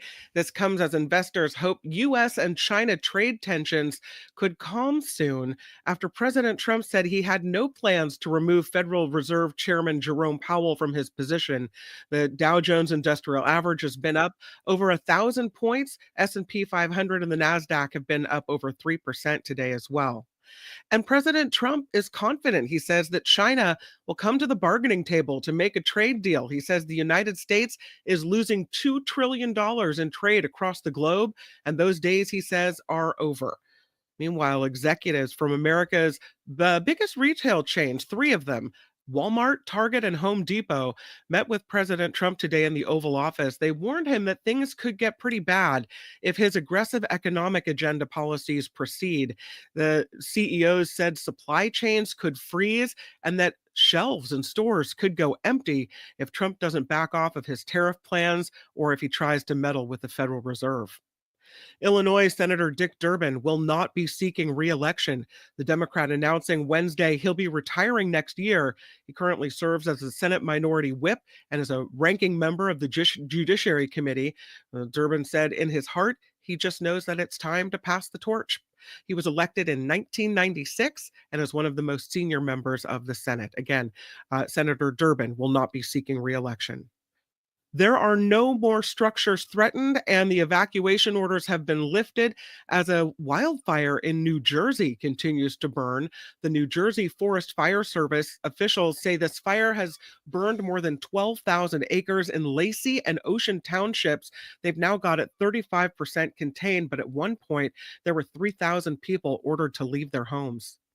High-level talks aimed at reaching a ceasefire deal between Ukraine and Russia hit a bit of a roadblock today. This after Secretary of State Marco Rubio and Special Envoy Steve Witkoff decided not to attend a meeting in London.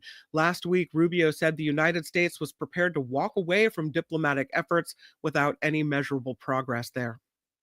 Meanwhile, President Trump says Ukrainian President Volodymyr Zelensky can either have peace or fight the war for another 3 years before he loses his country. In a post today on Truth Social, Trump said Zelensky saying in the Wall Street Journal that Ukraine will not recognize Russian occupation of Crimea is harmful to peace negotiators. The president questioned why Ukraine didn't fight for that region 11 years ago when Russia took control of it, they say, with no shots fired. In New York, Mayor Adams is announcing that New York City will host its first crypto summit next month. Ooh, yay. Those expected to attend include founders, CEOs, and investors. Thank you. From cryptocurrency, blockchain, and fintech industries, Mayor Adams says attendees manage more than $1 trillion in assets that he is looking to attract to the Big Apple. In 2022, Adams became the first U.S. mayor to have his first 3 paychecks converted into Bitcoin and Ethereum. So it should be no surprise that he's holding the first crypto summit. We had a couple of athletes. I think Aaron Rodgers is one of the athletes who wanted part of the paycheck in crypto. I don't think it worked out for him. No? Yeah. Well, I guess crypto is making a big comeback now with the Trump administration. So I wonder if that has anything to do with why Mayor Adams is holding the crypto summit. I wonder if that was part of the deal with the Trump administration. I wonder. Now, Yeah. Get your tinfoil cap on, Kim. Oh, is that okay? I'll take it off now. I don't know if that was. I will tell you that California lawmakers are taking steps to make non-disclosure agreements, or NDAs, illegal for themselves. This is an idea. If passed, this new bill would prevent lawmakers from using NDAs when it comes to issues related to laws or how taxpayer money is spent. Can't have any secrets there. The bill has passed the Assembly Judiciary Committee and now will be approved by or reviewed by the Appropriations Committee. In Los Angeles, the mayor is looking for a financial bailout. Los Angeles Mayor Karen Bass meeting with state leaders about help with the city's precarious financial position. With Los Angeles facing nearly a $1 billion deficit, Mayor Bass is asking the state of California for a $2 billion relief package. But there's some uncertainty in Sacramento because the state is dealing with its own possible shortfall. In the Pomona area in Southern California, there are immigrants' rights groups furious after ICE agents detained more than a dozen day laborers. The raid took place early yesterday morning when ICE agents showed up to the Home Depot in Pomona in marked and unmarked cars, rounding up 15 to 20 day laborers out of the parking lot. ICE is not commenting on the activity, but immigrants' rights groups held a rally later in the day condemning the raid and reminding undocumented immigrants that they do have rights if they are detained. In Morgan Hill in the Silicon Valley area, there is a man facing hate crime charges for allegedly physically attacking a group of Muslim worshippers during Ramadan. He seems like a nice guy. Authorities say the incident happened outside of the Community Cultural Center when the group was confronted by this man shouting anti-Muslim and anti-Palestinian slurs before shoving an elderly Muslim man. Santa Clara County prosecutors say that would be the 15th hate crime related incident in the county this year. The suspect in this case faces up to 1 year in prison if fully convicted. There's a school in the Bay Area that had the backing of the wife of Meta CEO Mark Zuckerberg. It's now closing its doors. The primary school in East Palo Alto will shutter for good at the end of the next school year. No exact reason given for this closure. The school was opened in 2016 by the Chan Zuckerberg Initiative with the aim of providing tuition-free private school to an area with a predominantly low-income community. The news of this closure is sparking some outrage among some who claim Mark Zuckerberg and his wife, Priscilla Chan, are abandoning a community that they had promised to support. Los Angeles, once again, named the nation's smoggiest city. It is the 25th time that it has been named number one in the 26-year history of the American Lung Association State of the Air report. Please take your bow, Los Angeles. This also comes in spite of improvements in air quality. The number of unhealthy ozone days has declined by 40%, though, since the year 2000. California is home to 10 of the smoggiest cities in America, including San Diego, Sacramento. The State of the Air report tracks two main types of air pollution: ozone pollution, which is largely a factor of tailpipe emissions and heat, and then particle pollution driven by drought and wildfires. Speaking of those issues, we do have Belinda. She's standing by now, Kim. Yes, I'll give you one more story, and this is that Oscar voters are now being required to actually watch the movies that they're voting for. That's a novel concept. The Academy of Motion Picture Arts and Sciences made the announcement along with other updates. Until now, actually seeing the nominated film was only required for voting in certain Oscar categories like Best Documentary, Best International Film. But now Academy members will be required to watch all nominated films and performances for which they are voting. And they'll have to submit a form indicating where they saw the film. So a little bit of proof required there. This report, sponsored by CoachellaValleyCoffee.com. It is the best. The coffee, the tea, the quality, amazing. Add to that, it's organic. It's sourced from female-owned farms, and that they're so, so nice. Plus, you get a discount. It's 10% off, an exclusive Mark Thompson Show discount. So check out the website, CoachellaValleyCoffee.com. And when you get to the checkout, after looking at the tasting notes, so you know exactly what you're going to get, you can enter the code MARKT, no spaces, MARKT at checkout, and get your 10% off. Mark says it's the best coffee he's ever tasted. I'll tell you, I'm addicted to the tea. So, CoachellaValleyCoffee.com. I'm Kim McAllister. This is The Mark Thompson Show. Feel it in your soul. The Mark Thompson Show. It is time for It's the Planet, Stupid. I wait for it all week because eco-journalist Belinda Weymouth joins us, and a lot of the time she brings us positive news, a little uplifting when it comes to a planet sorely in need of our help. Let's hit it. It's the planet, stupid. The planet Earth. Some call me nature. I am very passionate about the planet Earth. A living, breathing planet capable of sustaining whatever life forms we see fit to deposit on it. Spock, judging by the pollution content of the atmosphere, I believe we have arrived. It's the planet, stupid. No. It's the planet, stupid. Bring in our eco-journalist, Belinda Weymouth. Belinda, I have to welcome you and wish you a wish you a belated Happy Earth Day. Yeah. Yesterday, it's a big deal, Earth Day. Come on, where did it start? Were you out dancing and dancing in the earth and twirling around by a fire? What happens to Belinda Weymouth on Earth Day? On Earth Day, well, here's the thing. I am very handicapped right now because I had a little accident with a horse while I was in New Zealand, and so I've got my foot in a boot, so I can't be hiking. And I mean, I would have been surfing and saying, all loud to the dolphins and the pelicans, but sadly, but I'll tell you what I'm doing. I'm really communing with the hummingbirds that I've got around me, and I'm going to get to those. Well, I'll talk about those actually for because one of the things I think is really important to do on Earth Day is to connect with the planet. And I did this thing, because you know how everyone's always telling you to have an edible garden. It's so important to grow your own vegetables, blah, blah, blah. So I used to grow all my, I grew tomatoes, beautiful tomatoes, and I grew kale and beans and blah, blah, blah. But I was really in a competition with the fauna that live out there. So I had raccoons who would just take my lettuce plants and throw them over their shoulders laughing. They didn't even eat them. And squirrels would take a big bite out of some gorgeous heirloom tomato I'd, grown while it was still green, and they'd totally wreck it. And then when I was sick, when I had cancer, some friends said to me, "Oh, we're in the cancer garden in Chicago. We're thinking of you." And I was like, "Oh, I want my own cancer garden. I'm not going to Chicago. I'm going to have one right here." So I switched over, and now I grow herbs and flowers. And I felt a bit sort of like, oh, is that the wrong thing to do? But I have a lot of pollinators now. And in fact, right outside this window here, very close to my front door, I have a hummingbird mummy who's laying her egg. She's got a tiny little nest. We've got 2 more nests in the tree out that window. So we've sort of, I've created this little hummingbird sanctuary. Last year it was monarch butterflies. I had 15 or 18 live births of monarchs because I grow milkweed. I grow the native one, the one that has the white flowers. Don't grow the one that's orange that you can get at Home Depot. They like the native one. So I've got my own little ecosystem. So I enjoyed that for Earth Day. That was a little bit of a long story. But No, that's great. I love it.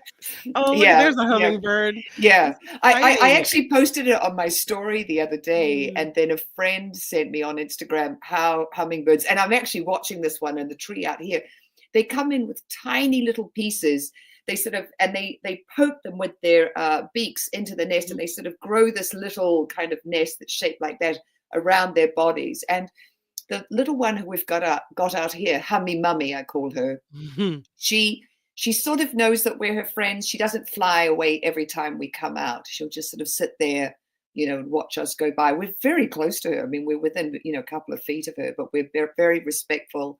I've lowered the curtain so she's got privacy. Aww. It's gorgeous. I'm loving it. I'm really loving it. Very cool. And I really want to talk about Earth Day because Earth Day started here, everybody. It started in America, 55 years ago. And it is, to this day, it is the biggest moment of civil action that ever happened in the world. It was 20 million Americans took to the street. At the time, that was 1 in 10 Americans. They were in their jeans and T-shirts. They were in their suits. Everyone was out there because they really got it. The planet is imperiled right now, and we care about the planet. And what had happened in the 60s. So first of all, we had the wonderful, so 75th anniversary. Our power, our planet. Yeah, we have nothing if we don't have the planet, guys. I'm gonna be a beaten drum today. I just am. Get ready.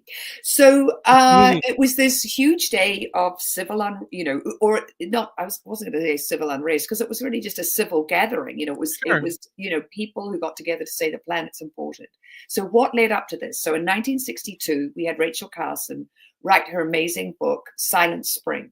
And that was all about the devastation that was happening to birds in America because of all the DDT use. After World War II, we used it to kill insects everywhere. And what did it do? It bioaccumulated up into big birds like osprey. And the spring was silent. There weren't, the eggs that they laid, the shells were so thin that as the parents were trying to, incubate the eggs, they were just cracking and they were being destroyed. So it was a silent spring. She wrote the book. She had an incredible amount of backlash. She was really belittled and denigrated by the male scientific population. But she persevered and she wrote that book. And then, of course, we had the famous river in Ohio catching fire in the 60s. Terrible oil spill. I love how it's just out there. The ocean's over there. That's why I'm pointing, everyone. The ocean's out that way. So there was that awful oil spill that happened off the coast of Santa Barbara. It was so bad that President Nixon came to look at it. I mean, it was awful, awful. And from that first Earth Day and from those environmental sort of wake-up calls about how much we were polluting, because that river in Ohio, that wasn't the first time it caught on fire. It was always catching on fire. There were so many toxic chemicals in it. And what Nixon said was, we have abused the planet for too long. We're taking this, our home for granted, and we can't do that anymore. And basically, he said, this has come after 150 years of unregulated industrial development. And I'm going to really spell it out because we're having, sort of the opposite happen right now. So he talked about how dangerous this was, and we got the Clean Water Act, we got the Clean Air Act. Yeah, that's the fire on the Ohio River. I don't know that I can pronounce it right. That's why I'm not saying its name. Hoka. So he also said it was up to government, to industry, and to individuals to take care of this problem and to pay for it. He talked about industry, paying for their polluting ways. And we got the Clean Air and the Clean Water Act and the EPA, and other countries followed suit. This is when America really was a leader. And other countries said, oh, we want to have an environmental protection agency. What an amazing idea. We want to have clean water and clean air for our children. What an amazing idea, America. Thank you. National parks. Thank you, America. And it was really important. And cut to what we have now. We had yesterday the Trump administration, their announcement for Earth Day was, hey, it's really great. We've got a president now who believes in science and no more Green New Scam. And it's like we have a president now who calls climate change a hoax and who's stripping away all the protections and gutting any kind, or wants to gut any kind of regulation. I mean, it's criminal, what's happening. And the crazy thing is, so the Secretary of the Interior is a guy called Doug Burgum, and he signed this order. And it now allows an unelected official, an oil CEO, if you will, out of Texas, a guy called Tyler Hassan. And he's now got control over the Interior Department. So it's 70,000 employees. It's the budget, and it's the department. And that department, there's a lot of things that fall under that umbrella. It's the BLM, the Bureau of Land Management. It's all, Native Americans. It's the Indian Bureau of Affairs and Education. I mean, there are so many things that fall under that. And one of the things that's really scary is that this is all part of, Okay. Yeah, that guy. So this is all part of the manifesto, if you will, of Project 2025. Mhm. And it's, how do we open up American federal land, the 500 million acres of it, the 700 million acres that are underground with all those minerals that we want to get at, the 3.2 billion acres that's offshore, in the parts of the ocean that are easy to get to, our 200-mile economic zone off the shores of the east and the west coast of the US. It's opening it up to them and to developers. And what Trump keeps on talking about is that America should be under the stewardship of Americans. But my people, is he talking about you and me and Kim and Albert and Mark? No, he's not talking about them. He's talking about rich Americans who would be able to buy that federal land, which, by the way, makes us billions of dollars in tourism dollars for people who come to see our magnificent national parks. It would put them in charge of it. They would have the stewardship of it. Now, do you think they want to keep it for everyone's recreation and use? I doubt it. I highly doubt it. So I think it's this Earth Day is important, and we need to be paying attention, especially as Trump has shown us that he is going after nonprofits. He wants to take away. He went after Harvard last week. He showed us they want to take away Harvard's nonprofit status.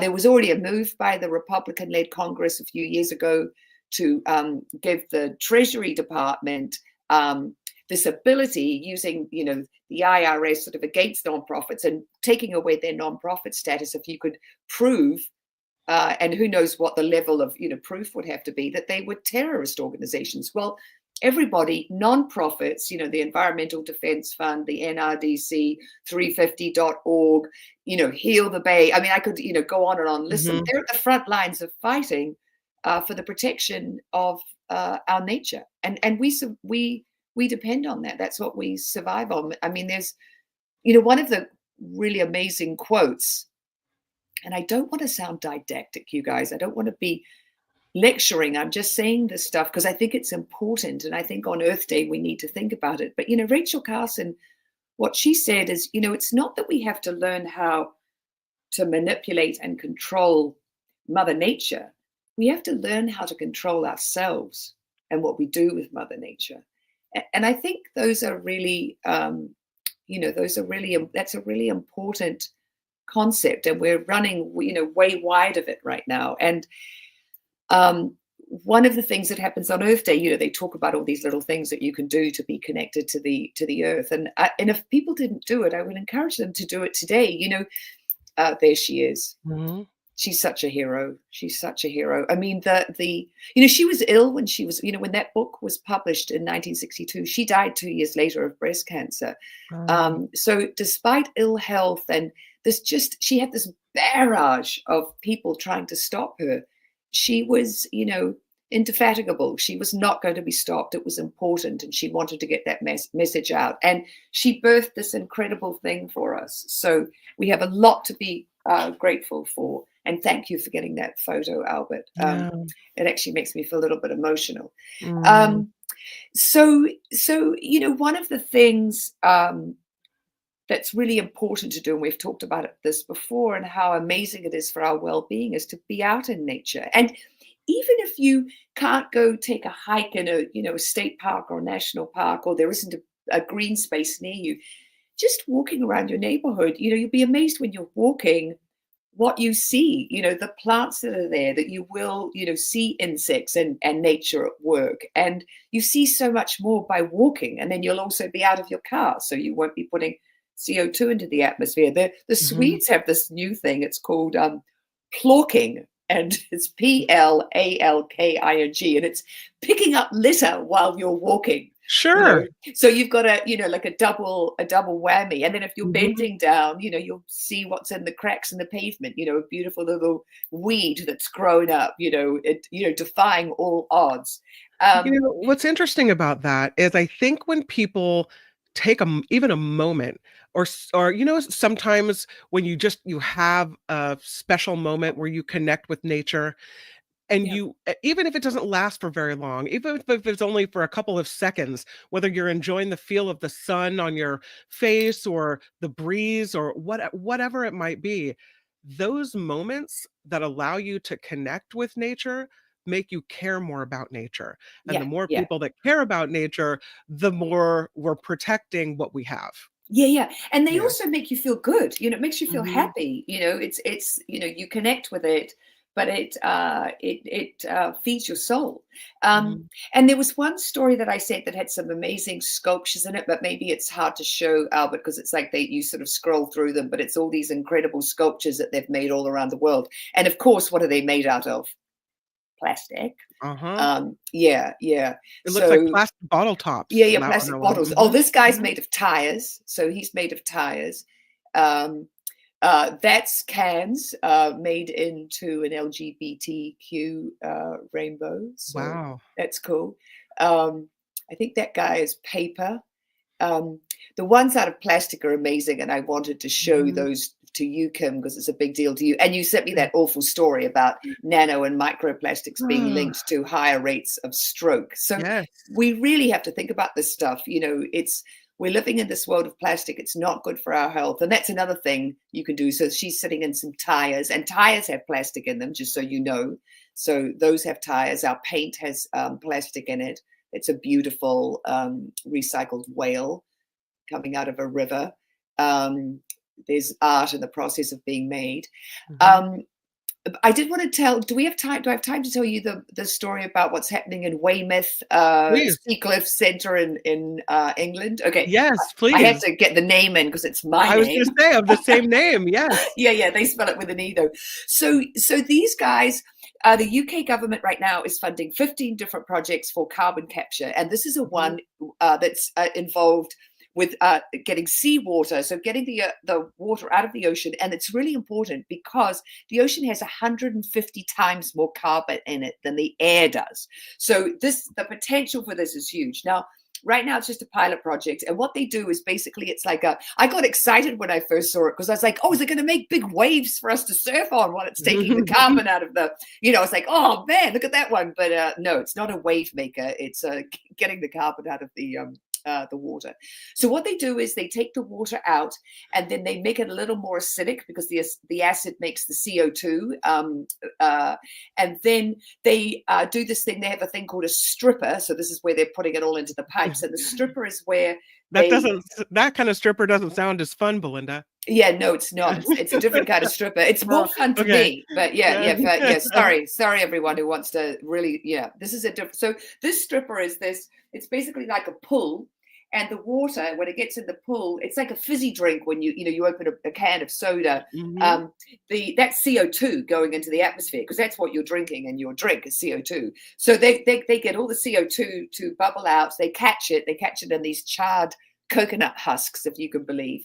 And then what they do is they put some alkali in the water, and then they dribble it, sort of pre-diluting it, because you don't want acidic water obviously going back into the ocean, because we don't want more ocean acidification. Now this pilot project, super small, not doing that much, but the potential, what they're saying, if you could scale this up, it could take 14 billion tons of CO2 out of circulation per year if you just used 1% of the world's surface ocean. And you know that the ocean covers 71% of the Earth's surface. So what they're saying is if you could get a floating, ocean installation that was powered by solar panels, because obviously it's energy intensive, like all these things. So there's the water just sitting on top of the stainless steel, and the CO2 is coming out of it. And it's in its nascent stages, obviously, but it's just really important because, it shows you here. So you've got the ocean water, the seawater coming out, you're removing the CO2, you're storing it, then you're putting the low carbon seawater back in. And because it's low carbon, it will absorb more CO2. And the other thing that would be good about this is the ocean is getting too full of CO2 and oxygen. In fact, so full of it, sometimes when it's hot enough, it just is releasing the CO2 and the oxygen out of the ocean, because it's much harder for gases to be dissolved in warm seawater. Cold is where they dissolve best.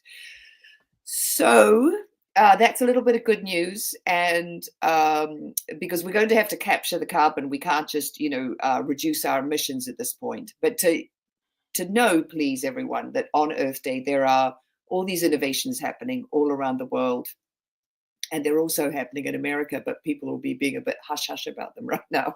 Randy asked this question. I thought any carbon capture technology was negatively viewed within the climate change community. I didn't know that was the case.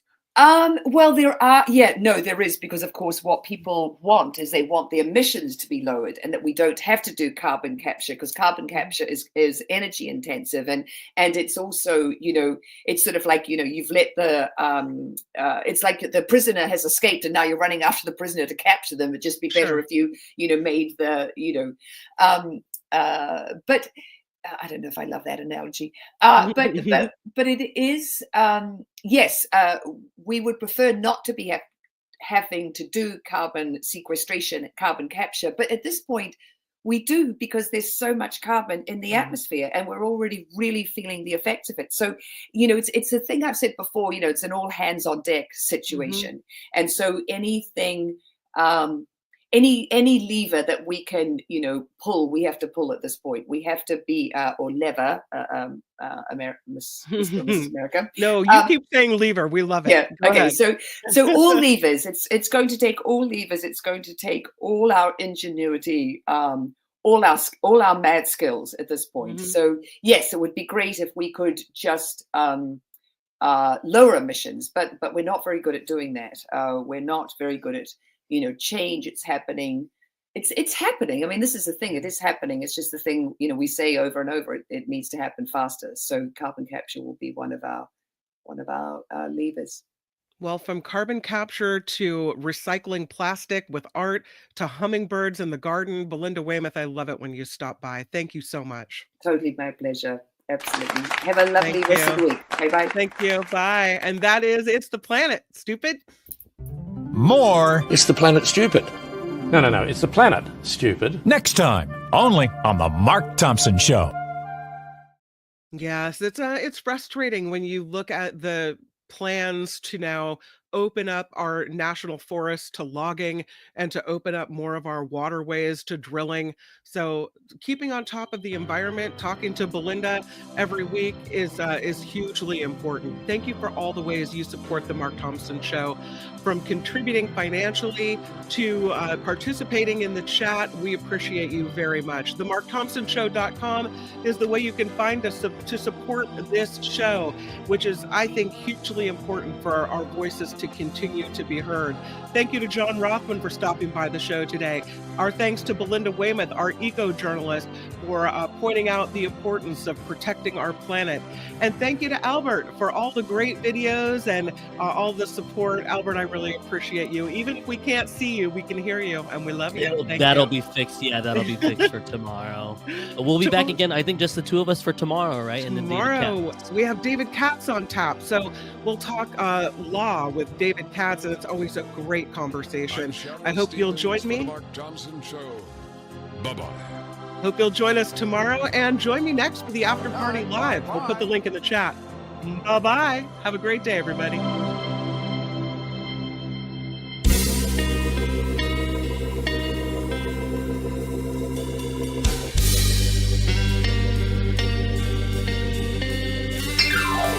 Thank you.